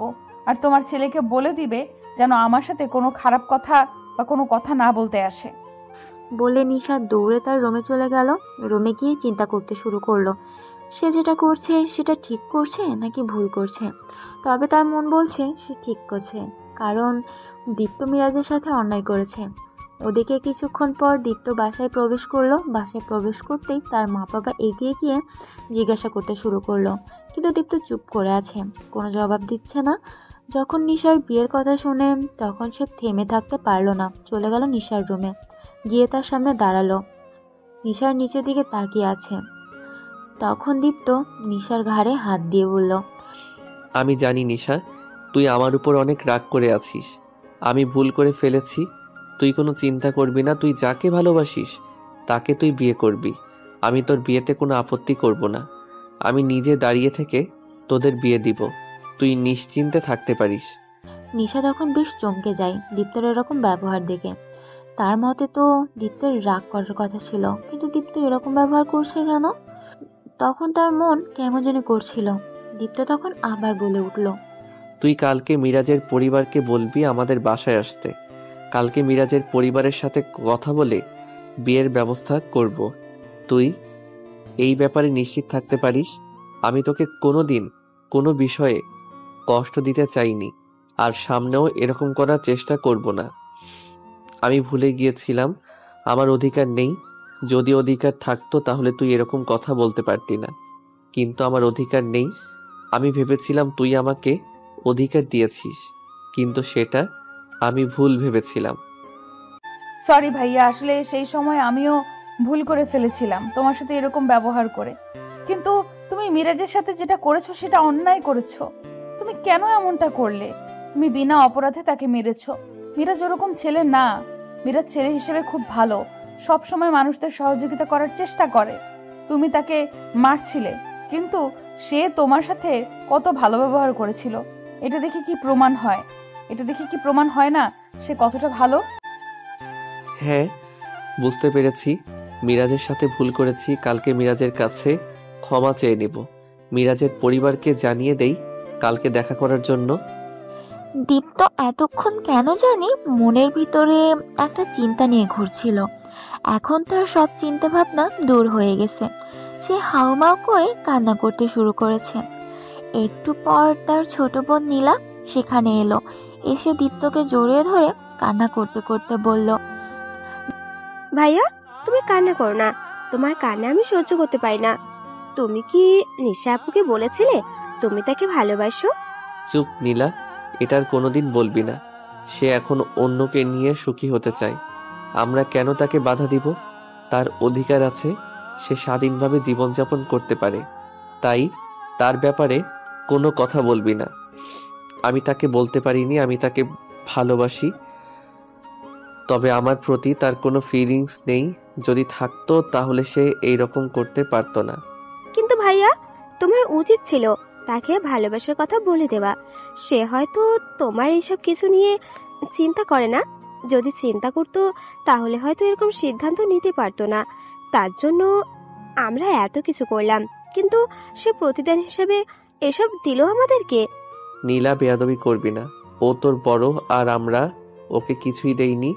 যা দিয়েছি তা তার অধিকার ছিল, কারণ এই বাড়িতে তাদের সমান অধিকার রয়েছে। চাচা চাচি মারা যাওয়ার পর এই বাড়িতে আমাদের যেমন অধিকার তারও তেমন অধিকার। তাই তাকে আমরা কিছুই দেইনি, সে নিজের অধিকার পেয়েছে। নীলা আর কোনো কথা বলল না, চলে গেল। ওদিকে দীপ্ত কান্না করতে শুরু করলো। এরপর চিন্তা করলো এখন আর বাড়িতে থাকা যাবে না, সেই জন্য বাড়ি থেকে বেরিয়ে গেল। যখনই দীপ্ত রুম থেকে বেরিয়ে গেল, নীলা আবার রুমে আসলো। এসে দীপ্তের ডায়েরিটা নিয়ে গেল। দীপ্ত নিজের সব কথা এই ডায়েরিতে লিখে রেখেছে, তাই নীলা চাইছিল এটা নিশার কাছে দিয়ে দিতে। নিশা এখনও জানে না দীপ্ত যে তাকে এতটা ভালোবাসে। তখন সে ফোনে মিরাজের সাথে কথা বলছিল। নীলা তখন ঢুকলো।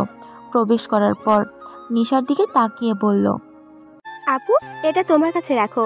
সময় হলে এটা পড়ে নেবে। এটা পড়লে আশা করি তোমার ভুল ধারণা ভেঙে যাবে। আশা করি ভাইয়াকে তুমি কোনো... আচ্ছা ঠিক আছে, এখানে রেখে যা। আমি একটু গুরুত্বপূর্ণ কথা বলছি ফোনে, এটা পরে পড়ে নিব। নীলা মন খারাপ করে রুম থেকে বের হয়ে গেল, কারণ নিশা এতটাই ব্যস্ত হয়ে গেছে এখন তার সাথে কথা বলতেই চাইছে না। তাই নীলা মন খারাপ করে নিচে চলে গেল। তার মায়ের সাথে কথা বলল। তখন তার মা তাকে সান্ত্বনা দিয়ে বলল,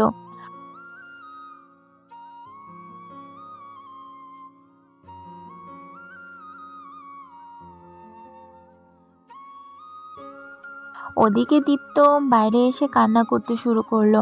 তার কিছুই ভালো লাগছিল না, কোনো কিছুতে মন বসাতে পারছিল না। এরকম অবস্থা দেখে ফাহাদ অনেক বেশি চিন্তিত ছিল। পরের দিন মিরাজ তার বাবা মাকে নিয়ে আসলে দীপ্তের বাসায় নিচে বিয়ের ব্যাপারে কথা বলতে। এমন দিন দীপ্তকে দেখতে হবে এটা সে কল্পনাও করতে পারেনি। তার কাছে বিষয়টা অসহ্যকর মনে হলেও নিশার কারণে সেটা মেনে নিল।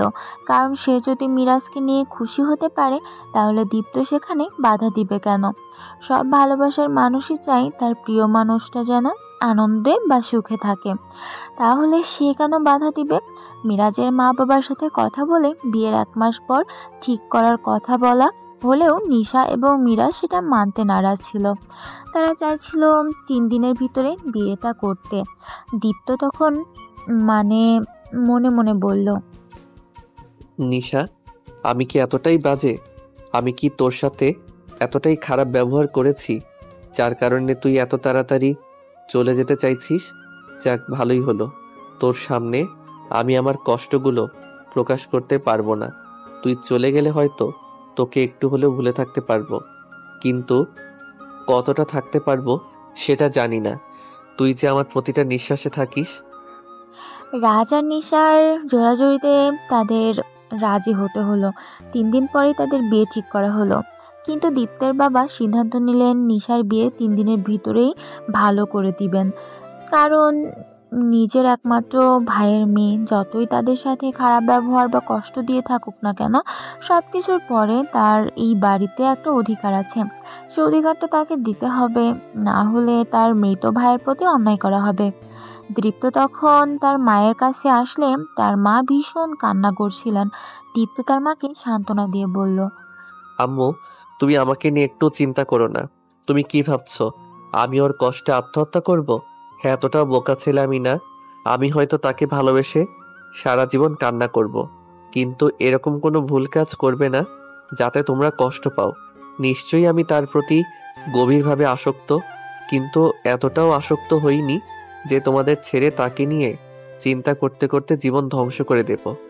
তোমরা নিশ্চিন্তে থাকতে পারো আমার ব্যাপারে। আমি ওর বিয়ের সব ব্যবস্থা করব। সে যদি খুশি হয় তাহলে আমার এতে কোনো আপত্তি নেই। দীপ্তের মা তখন তাকে জড়িয়ে ধরে কান্না করে দিলেন। নিজের ছেলের এরকম ধৈর্যশীলতার পরিচয় তিনি এই প্রথম পেয়েছেন। তিনি বলতেন, দীপ্ত ধৈর্য ধরতে পারে না, সব কিছুতে বাড়াবাড়ি করে। কিন্তু আজ তিনি দীপ্তের ধৈর্যের পরিমাণ দেখে ফেললেন।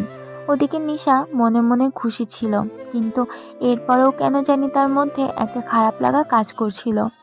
দেখতে দেখতে নিশার বিয়ের আগের দিন চলে আসলো।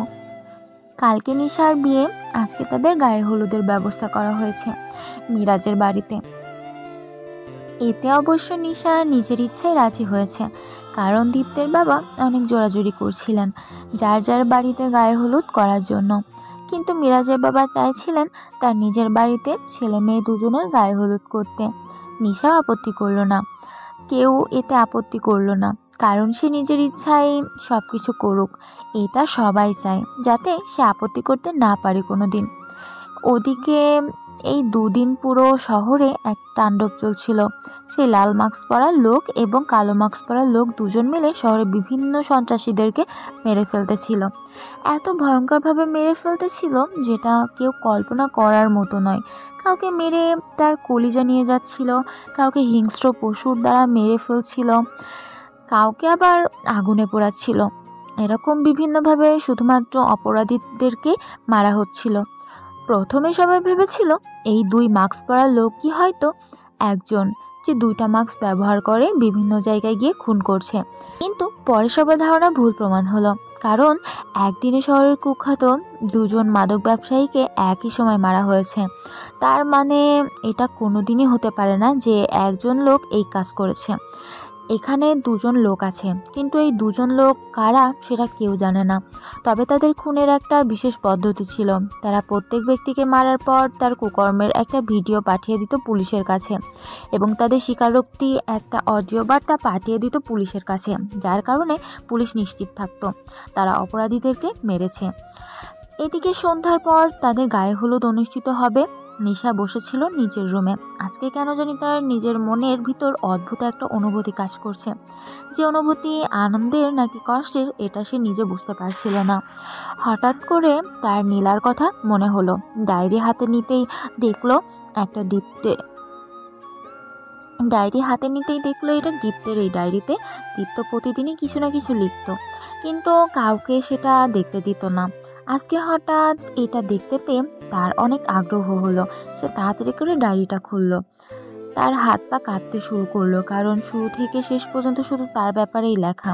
তার প্রতিদিনের কর্মকাণ্ড, কি করে, কিভাবে, কি করে, সব কিছু বর্ণনা করা হয়েছে এখানে। তাও আবার এত আবেগের সাথে, যেটা কেউ কল্পনাও করতে পারবে না। দীপ্ত যে তাকে ভালোবাসে এটা সে একবার জানতে পারলে মিরাজের সাথে কথা বলা থেকে শুরু করে আজ পর্যন্ত এমন কোনো দিনই যায়নি যে দিনের গুরুত্বপূর্ণ হাসি, আনন্দের অথবা কষ্টের ঘটনা এই ডায়েরিতে লেখা হয়নি। সে পড়তে পড়তে কান্না করতে শুরু করলো, কিন্তু এখন সময় নেই। সেও মিরাজকে ভালোবেসে ফেলেছে। তবে দীপ্তের জন্য নিশার যতটা কষ্ট হচ্ছে, আজ মিরাজের জন্য তো তার অতটা কষ্ট হচ্ছে না। তবে কি সে মিরাজকে ভালোবাসে না, শুধু তার ভালো লাগে? এসব ভাবছিল আর কান্না করছিল। দীপ্ত তাকে এতটা ভালোবাসে, দীপ্তের প্রতিটা অনুভূতি সে ভয়ঙ্করভাবে অনুভব করতে পারছিল। সেই রাগে বদমেজাজি দীপ্ত যে এতটা আবেগপ্রবণ, সেটা এই ডায়েরি না পড়লে কেউ জানতে পারতো না। মাঝে মাঝে ডায়েরিতে কালো একটা দাগ বোঝাই যাচ্ছে। কান্নার কারণে পানি পড়েছিল, আর সেই পানি শুকানোর ফলে সেই জায়গায় একটা দাগ সৃষ্টি হয়েছে। নিশা দেখলো মিরাজের সাথে তার কথা বলা শুরু থেকে শেষ হওয়া পর অবধি দীপ্ত কতটা কান্না করেছে, কিভাবে দিন কাটিয়েছে। এইসব লেখা সে কেন অন্য কোনো ছেলের সাথে কথা বলতে দিত না, তাও লিখেছে এখানে। এবার নিশা কি করবে চিন্তা করতে পারছিল না, কিন্তু সে মিরাজের সাথে বেইমানি করতে পারবে না। তবে এটা পড়ে সে জানতে পারলো দীপ্ত তাকে বিভিন্ন লোকের মাধ্যমে জানিয়েছিল মিরাজ ভালো ছেলে না, মিরাজ অনেক খারাপ একটা ছেলে। কেন জানিয়েছে তাও স্পষ্ট করে লেখা আছে। তার ভালোবাসা হারিয়ে যাওয়ার ভয়ে দীপ্ত এগুলো পড়েছিল। নিশা তখন কান্না করতে করতে বলল, দীপ্ত ভাইয়া, তুমি একটাবার আমাকে জানাতে পারলে না তুমি আমাকে ভালোবাসো? তুমি একটাবার বললে না যে তোমার সাথে আমার বিয়ে ঠিক হয়ে আছে, সেই জন্য তুমি আমার কাছে অধিকার আদায় করতে চাও? তাহলে কি আমি মিরাজের সাথে বাঁধনে আবদ্ধ হতাম? এবার তো আমি মিরাজের সাথে বেইমানি করতে পারবো না। তাকে আমি কথা দিয়ে ফেলেছি, আমার কিছুই করার নেই। আমিও যে তোমাকে খুব মিস করব, তোমার মতো আমিও কষ্ট পাবো। তুমি এই ডায়েরিটা কেন লিখলে? যদি তুমি এটা না লিখতে তাহলে তোমার প্রতি আমার একটা ভুল ধারণা থাকতো, আর সেই ভুল ধারণাটা নিয়ে তোমাকে ঘৃণা করতে করতে জীবনটা কাটিয়ে দিতাম। কিন্তু তুমি এটা লিখে আমার জীবনটা আরো কষ্টকর করে তুললে। এখন আমি কিছুতেই দিন কাটাতে পারবো না, প্রতিটা মুহূর্তেই তোমার কথা মনে পড়বে। তোমার ব্যবহারগুলো আমাকে প্রতি মুহূর্তে কষ্ট দিয়েছে, যার কারণে সেই সময় মিরাজের সাথে আসক্ত হয়ে পড়েছি। এসব কথা চিন্তা করছিল, তখনই মাগরিবের আজান দিয়ে দিল। মিরাজ গাড়ি থেকে বাইরে দাঁড়িয়েছিল। সবাই পরে আসবে, মিরাজ নিশাকে নিতে এসেছে, তাকে ওখানে সাজানো হবে। মিরাজ নিচে থেকে নিশাকে ফোন দিল। নিশা বাইরে বেরিয়ে আসলো। যখন সে মিরাজের সাথে বাড়িতে বলেছিল, তখন দীপ্তের রুমের দিকে তাকালো। দীপ্ত তখন বারান্দায় দাঁড়িয়ে আছে, অদ্ভুতভাবে তাদের দিকে তাকিয়ে আছে। নিশার বুকটা এখন ফেটে যাচ্ছে। দীপ্ত কেমন করে জানি তাকাচ্ছিল। এই তাকানোটা দীপ্তের চোখে সে কোনোদিন দেখতে পায়নি। দীপ্তের চোখে সবসময় হয়তো রাগ অথবা আনন্দ প্রকাশ করত, কিন্তু আজ কেন আবেগ প্রকাশ করছে এটাই সে বুঝতে পারছে না। মিরাজ তখন তাকে তাড়া দিয়ে গাড়িতে উঠে বসলো। ওদিকে দীপ্ত কয়েকটা ঘুমের ওষুধ একত্র করে নিল। যখনই সে ওষুধ খেতে যাবে তখনই ফাহাদের ফোন আসলো। সে ফোনটা রিসিভ করতেই ফাহাদ চিৎকার করে বলল, দোস্ত, তুই নিশাকে ভুলেও বাড়ি থেকে বের হতে দিবি না। আর যদি নিশা বাড়ি থেকে বের হয় তাহলে তার জীবনের ঝুঁকি আছে। কি বলছিস দোস্ত? নিশা তো এইমাত্র মিরাজের সাথে বেরিয়ে গেল, তার জীবনের ঝুঁকি হবে কেন? সে তার গায়ে হলুদের জন্য গিয়েছে, আমরাও একটু পর তার গায়ে হলুদে যাব। দোস্ত, সর্বনাশ হয়ে গিয়েছে। তুই সাগরকে চিনিস তো? হ্যাঁ, সাগরকে চিনবো না কেন? সে নীলের ভাই। কি হয়েছে?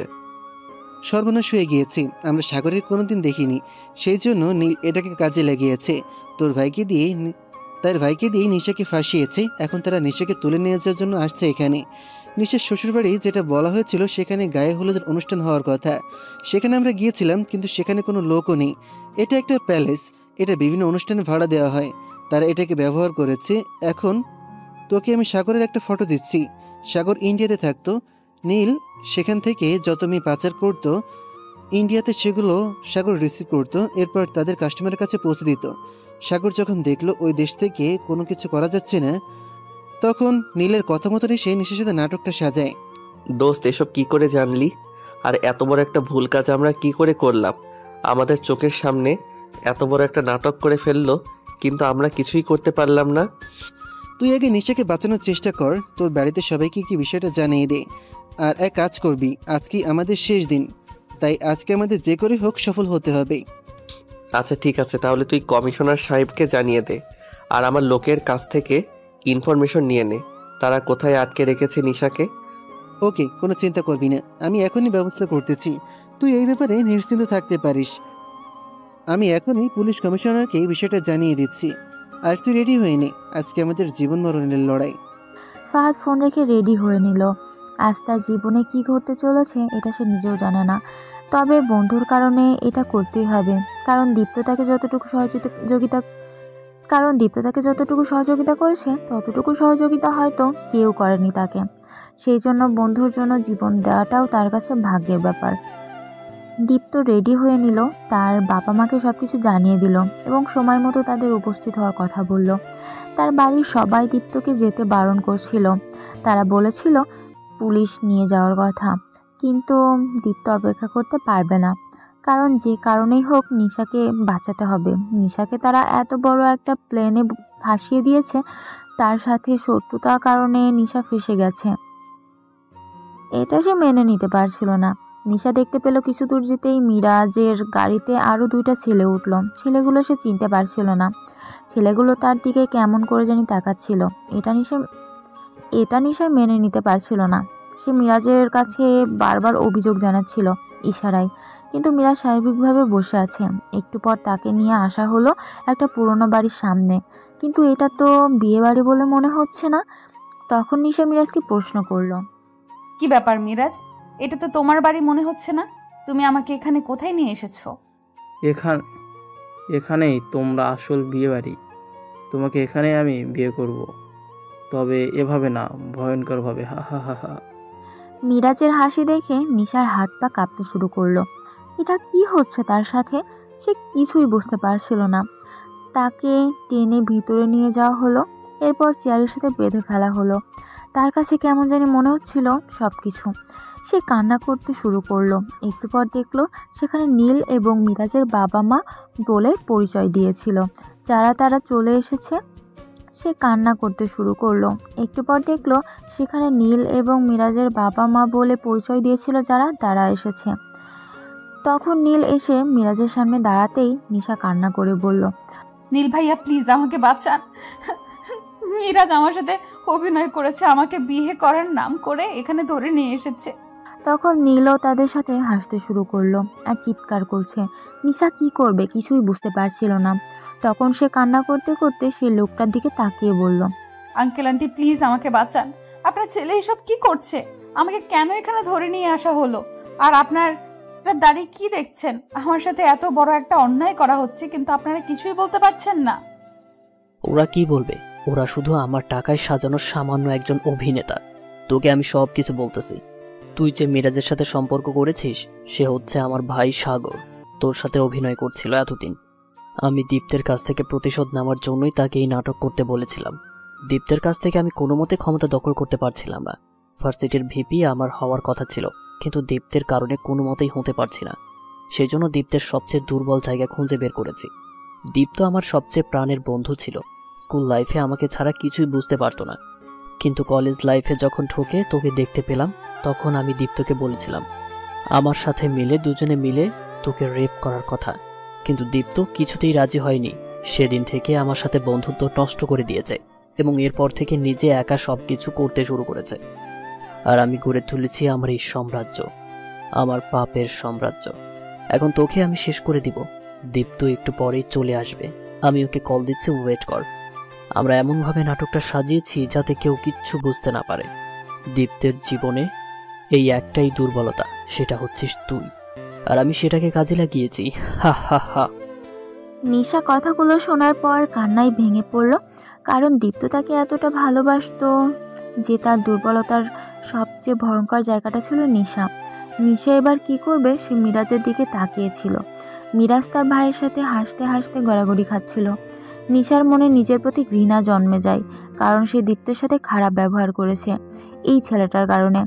ছেলেটা তার সাথে অভিনয় করলো, কিন্তু সে কিছুই বুঝতে পারল না। সে নিজের জীবন আর রাখতে চাইছিল না। সে এবার বুঝতে পেরেছে নীলের সাথে কথা বললে কেন দীপ্ত রেগে যেত। আজ যেন দীপ্তের প্রতিটা চেহারা তার সামনে ভেসে উঠছে। কিন্তু এই মানুষটার সাথে সে বেইমানি করেছে আর একটা ছেলেকে বিয়ে করার জন্য। তার বাবা মায়ের জায়গা পূরণ করা বড় আম্মু আব্বুর সাথে সে বেইমানি করেছে, তাদের কথার অবাধ্য হয়েছে। এসব মনে পড়তেই নিশার মরে যেতে ইচ্ছা করছিল। কিন্তু কেন জানি তার মন হঠাৎ ডাক দিল সে যখনই মরেই যাবে তাহলে দীপ্তের জন্য একটু হলেও উপকার করে যাবে। সেই জন্য সে নীলের দিকে তাকিয়ে কান্না করে বলল, নীল ভাইয়া প্লিজ আমাকে মেরে ফেলো, আমার কোনো দুঃখ নেই, কিন্তু প্লিজ তুমি দীপ্ত ভাইয়ার কিচ্ছু করবে না।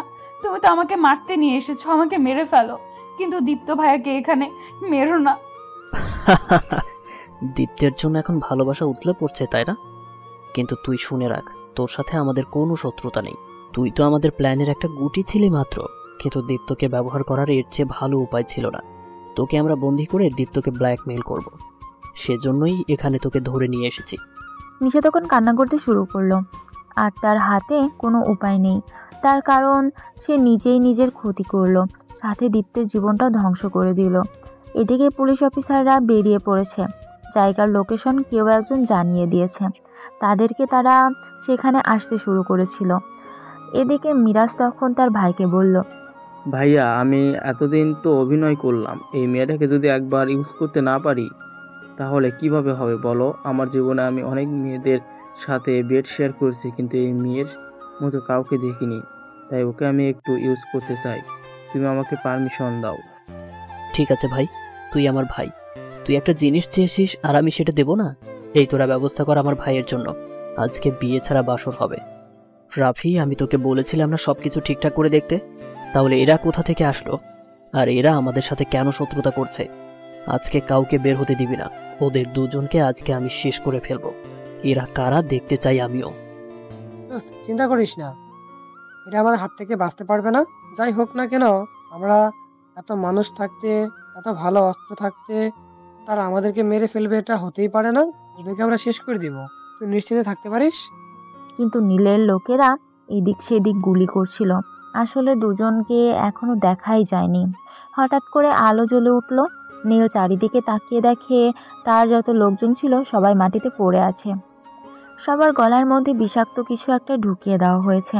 যখন সেই লোক দুইটার হাতের দিকে তাকালো তখন দেখতে পেল দুইটা পেন তাদের হাতে। নীল তখন বুঝতে পারলো এই কলমের আগায় বিষ লাগানো আছে। যখনই এটা প্রবেশ করানো হচ্ছে সঙ্গে সঙ্গে তারা মারা যাচ্ছে। নীল তখন বন্দুক বের করে তাদের দিকে তাকিয়ে বলল, এই তোরা কেন আমার সাথে শত্রুতা করছিস? আজকে তোরা বাঁচতে পারবি না। তোরা যতটাই ভয়ঙ্কর হোস না কেন আমার থেকে ভয়ঙ্কর হতে পারবি না। আজকে তোদেরকে আমি শেষ করে দিব। তখন সেই দুজন মুখ থেকে মাস্ক খুলে ফেললো। সবাই অবাক হয়ে গেল, কারণ একজন ছিল ফাহাদ, অন্যজন ছিল দীপ্ত। কালো মাস্ক পরা ছেলেটা ছিল দীপ্ত। ফাহাদও অবাক হয়ে দীপ্তকে জিজ্ঞাসা করলো, দোস্ত তুই এখানে? তোকে একটা কথা বলতে একটু দেরি করে ফেলেছি দোস্ত। তোকে আমি কাজ করার কথা বলে আমি নিজেও কাজে লেগে পড়েছিলাম, আর এতদিন থেকে তোর কাছ থেকে আত্মগোপন করে রেখেছিলাম যাতে পৃথিবীর কেউ জানতে না পারে বিষয়টা। তুই যে ব্যাপারটা নিয়ে চিন্তিত ছিলি, কে এই কালো মাস্ক পরা লোকগুলো কে মারছে, তাহলে শুনে রাখ, আমি তাদেরকে মারছিলাম। আর তোকে আমি কয়েকজনের নাম বলে দিতাম যাতে তুই আমাকে সন্দেহ না করিস এবং তুই তাদেরকে গিয়ে মারতি। এই কথা শোনা মাত্রই নীল তাড়াতাড়ি বন্দুক বের করে যখন ফাহাদ এবং দীপ্তর দিকে গুলি করতে যাবে তখন তাদের দুই ভাইয়ের মাথায় বন্দুক ধরল রাফি। নীল তখন অবাক হয়ে গেল। তার এই দিনের বন্ধুত্ব, এত বিশ্বস্ত একজন মানুষ কিভাবে তার সাথে বেমানি করতে পারে। রাফি দুই হাতে দুইটা বন্দুক দুই ভাইয়ের দিকে তাক করে আছে। তখন নীল জিজ্ঞাসা করল, রাফি তুই এটা কিভাবে করতে পারলি? তুই আমাদের এতদিনের বন্ধুত্ব তুই আমার সাথে বেইমানি করবি? এটা আমি কোনোদিনও ভাবতেও পারিনি। দীপ্ত তো ভাবতে পারেনি তুই তার সাথে বেইমানি করবি, আর ভালোবাসার মানুষকে নিয়ে এরকম খেলা করবি যে নিজের ছোটবেলার বন্ধুকে বেইমানি করে দূরে সরিয়ে দিতে পারে। সে 2 বছরের বন্ধুকে কি মূল্য দেবে? আমি ভালো করেই জানতাম তুই আমাদেরকে ব্যবহার করিস এবং আমাদেরকে দিয়ে খারাপ কাজ করানোর চেষ্টা করিস। আমি ভাবছিলাম আমি যখন খারাপ কাজ করি তাহলে সেটা বিনামূল্যে করবো কেন, সেই জন্য আমি দীপ্তর থেকে কন্ট্যাক্ট করে ফেলেছিলাম। তোর সব ইনফরমেশন আমি তার কাছে পৌঁছে দিতাম এবং দীপ্ত এর বিনিময়ে আমাকে মোটা অঙ্কে টাকা দিত। শুধুমাত্র জানতে পারিনি মিরাজ তোর ভাই, না হলে এটাও অনেক আগে জানিয়ে দিতাম। আর এত বড় একটা প্ল্যান তুই কোনোদিন সাজাতে পারতি না। নিশা তখন অবাক চোখে তাদের দিকে তাকিয়েছিল। এর মধ্যে সেখানে পুলিশের গাড়ি চলে আসলো। দীপ্তের বাবা মাও পুলিশের সাথে এসেছে। পুলিশ ভেতরে ঢুকেই তারা দুজনে হাতে হাত করা পড়লো এবং দীপ্ত এবং ফাহাদ পুলিশের কাছে চলে গেল। গিয়ে পুলিশ কমিশনারের দিকে তাকিয়ে বলল, স্যার, আমরা আপনার সাথে এতদিন ধরে নাটক করছিলাম। আমরা বিভিন্ন বিষয়ে আপনার সাথে অনেক আলোচনা করতে যেতাম যাতে আপনারা আমাকে এবং ফাহাদকে সন্দেহ না করেন। আসলে সেই মাস্ক পরা 2জন লোক আমরা দুজনে ছিলাম। আপনি জানেন না বিষয়টা আমাদের বিভিন্ন থানায় এরকম কিছু পুলিশ অফিসার আছেন যারা বিভিন্ন খুনের মামলা পর্যন্ত টাকার বিনিময়ে সমাধান করে দেন। আসল অপরাধীরা বাইরে ঘুরে বেড়ায়। সেই জন্য আমরা সকল অপরাধীদেরকে শাস্তি দেওয়ার জন্য এ কাজ করেছি এবং আপনার কাছে প্রমাণসহ সব কিছু পাঠাতাম যাতে এই দিনের সম্মুখীন হওয়ার পর আপনি আমাদেরকে অভিযোগ না করতে পারেন। ভালো করেছো দীপ্ত। যদি তুমি আজকে এদের দুজনকে মেরে ফেলতে তাহলে আমাকে অ্যারেস্ট করতেই হতো। তোমাদের দুজনকে, কিন্তু আজকে তোমরা এদের দুজনকে মারোনি। আমি তোমাদের দুজনের কাজকে সাধুবাদ জানাই, তবে এরকম কাজ আর কোনোদিন করবে না। আজকে তোমাদেরকে ক্ষমা করে দেওয়া হলো। আর আমি সিদ্ধান্ত নিয়েছি এখন থেকে তোমরা দুজন আমাদের পুলিশ ডিপার্টমেন্টের গোয়েন্দা হিসেবে কাজ করবে। তোমাদের পড়াশোনা শেষ হওয়ার পর তোমরা এই কাজে যোগদান করবে। আশা করি আমার সিদ্ধান্তের প্রতি তোমরা দুজনের সম্মান জানাবে। এদের দুজনকে নিয়ে চলো। ফাঁসির আদেশ আসার আগ পর্যন্ত এদেরকে একটু মালিশ করতে হবে। পুলিশ কমিশনার নীল এবং তার ভাইকে ধরিয়ে নিয়ে গেল। রাফি তখন দাঁড়িয়েছিল। রাফিকে চলে যাওয়ার নির্দেশ দিতেই সে পালিয়ে গেল, কারণ সবারই নিজের জীবনের প্রতি মায়া আছে। ফাহাদ গিয়ে নিশাকে বাইরে নিয়ে আসলো। দীপ্তের পরিবারের সবাই দাঁড়িয়ে আছে। দীপ্ত যখন চলে যেতে চাইলো, নিশা সেখানে দৌড়ে এসে দীপ্তের পা জড়িয়ে ধরে কান্না করতে শুরু করলো। দীপ্ত ভাইয়া, তুমি আমাকে ছেড়ে চলে যেও না। আমি অনেক বড় একটা ভুল কাজ করে ফেলেছি। আমি জানি আমি তোমার সাথে অনেক বড় অন্যায় করেছি। তোমাকে আমি ভালোবাসি সেটা আজ উপলব্ধি করতে পেরেছি কিছুক্ষণের মধ্যেই, কারণ তোমার প্রতি আমার অনুভূতি ছিল অনেক পুরনো। শুধুমাত্র ভুল বোঝার কারণে সেই অনুভূতিগুলো চাপা পড়ে গিয়েছিল। আমি জানি আমি যে কাজ করেছি সেটা ক্ষমার অযোগ্য, কিন্তু বিশ্বাস করো আমি না বুঝে করে ফেলেছি। তুমি তো আমার অনেক কাজকে ক্ষমা করে দিয়েছো, এটাকেও ক্ষমা করে দাও। কান্না করতে করতে বলল। দীপ্ত তখন কি করবে কিছুই বুঝতে পারছিল না। নিশার কান্না সে সহ্য করতে পারে না, কিন্তু আজকে তাকে একটু শক্ত হতেই হবে। সেজন্য সে বলল, না নিশা, সব অপরাধ এরকম হয় না। তুই যে অপরাধটা করেছিস সেটা ক্ষমার অযোগ্য। তুই আমাকে ছাড়া অন্য কাউকে নিয়ে সুখী হতে চেয়েছিস। হয়তো সেটা মিরাজে না হলে অন্য একদিন অন্য কেউ হয়ে যাবে, কিন্তু আমি তোকে ছাড়া বাঁচতে পারবো না। আমাকে আর আশা দেখাবি না। আবার যদি আমাকে ছেড়ে চলে যাস তাহলে আমি মরে যাব। এবার অনেক কষ্টে ধৈর্য ধরেছি। নিশা তখন দীপ্তকে উঠে জড়িয়ে ধরে কান্না করতে শুরু করলো। এরপর তার বড় আব্বু আম্মু তার দিকে তাকিয়ে বলল, বড় আম্মু, বড় আব্বু, আমি জানি আমি তোমাদের সাথে অনেক বড় অন্যায় করে ফেলেছি। তোমরা দীপ্ত ভাইকে বোঝাও না কেন। আমি আর কোনো দিন তাকে ছেড়ে চলে যাব না। সে যেইভাবে বলবে আমি সেভাবেই চলবো। কোনোদিন কোনো কথার অবাধ্য হব না। তোমরা প্লিজ তাকে বোঝাও। দীপ্ত নড়াচড়া করছে না। তার বাবা মাও চুপচাপ দাঁড়িয়ে আছে। দীপ্তের সিদ্ধান্ত তারা জানতে চান। নিশা তখন দৌড়ে গিয়ে পড়ে থাকা একটা বন্দুক এনে নিজের মাথায় ধরে বলল, দীপ্ত ভাইয়া, তোমার ধৈর্য শক্তি আছে। তুমি হয়তো ধৈর্য ধরে থাকতে পেরেছো, আমার দেওয়া আঘাত সহ্য করে থাকতে পেরেছো, কিন্তু আমি তোমার দেওয়া আঘাত সহ্য করতে পারবো না। আমার ধৈর্য শক্তি খুব কম, সেটা তুমি অনেক আগ থেকেই জানো। আজ এই মুহূর্তে তুমি আমাকে ভালোবাসার কথা বলবে, না হলে আমি নিজেই মরে যাব। দীপ্ত তখন চোখ লাল করে এগিয়ে গেল, গিয়ে নিজের শরীরের সর্বোচ্চ শক্তি দিয়ে নিশার গালে থাপ্পড় মারল। নিশার গালে হাতের দাগ পড়ে গেল, কিন্তু এরপরেও নিশা শক্ত করে দীপ্তকে জড়িয়ে ধরে বলল, তোমার থাপ্পড় খাওয়ার জন্য তো এতদিন ধরে অপেক্ষা করছিলাম। আজ থেকে তুমি যত ইচ্ছে থাপ্পড় মারো, আমি কোনো দিন তোমাকে কোনো অভিযোগ জানাবো না। তবুও ছেড়ে যেও না দীপ্ত ভাইয়া। এতটাই যখন ভালোবাসিস তাহলে দূরে যাওয়ার কথা চিন্তা করলি কিভাবে? আমি তো দূরে যেতে চাইনি, কিন্তু হঠাৎ করে কি থেকে কি হয়ে গেল। কিন্তু কথা দিচ্ছি আগামীতে আর কোনোদিন এরকম করব না। আমি তোকে করতেও দিব না, কারণ আজকে তোকে আমি বিয়ে করব। সেটা তোমার ইচ্ছা, এখন যা হবে তোমার ইচ্ছেতেই হবে। তবে একটা কথা, আমার ইচ্ছেতেই করতে হবে। সেটা কি? আমি ওখানে দাঁড়িয়ে সবকিছু শুনেছি। তুমি এতদিন ধরে মানুষ খুন করছিলে, এটা করতে পারবে না। যদি এটা করো তাহলে আমি তোমাকে ঘর থেকে বের করে দিব। আচ্ছা ঠিক আছে, আমি ভালো মানুষকে কোনোদিন খুন করিনি আর সামনেও করব না, এই ব্যাপারে নিশ্চিত থাকতে পারিস। আর পড়াশোনা শেষ করে স্যারের কথা মতো চাকরি পেয়ে যাব, তখন আর এসব করব না। ওকে, তাহলে তোমাকে একটা দেই। দীপ্ত নিশার এরকম কাজে হতভম্ব হয়ে গেল। সবাই হেসে একত্রে মিলিত হলো। আসলে ভালোবাসার গভীরতা তখনই বোঝা যায় যখন মানুষটা দূরে চলে যায়। মানুষের অনুপস্থিতিতে মানুষ বুঝতে পারে সেই ভালোবাসাটা তার জীবনে কতটা গুরুত্বপূর্ণ ছিল। আজ গুটি কয়েক অন্যায়কারীদের জন্য পুরো সমাজের মানুষ কলঙ্কিত। তাই আমাদেরকে অন্যায়কারীদেরকে চিনতে হবে এবং সঠিক ভালোবাসাকে মূল্যায়ন করতে হবে। এতে করেই আমাদের জীবন সুন্দর এবং সুখের হবে। তো আজ এই পর্যন্তই, দেখা হবে পরবর্তী কোনো গল্পে। সেই পর্যন্ত সবাই ভালো থাকবেন, সুস্থ থাকবেন।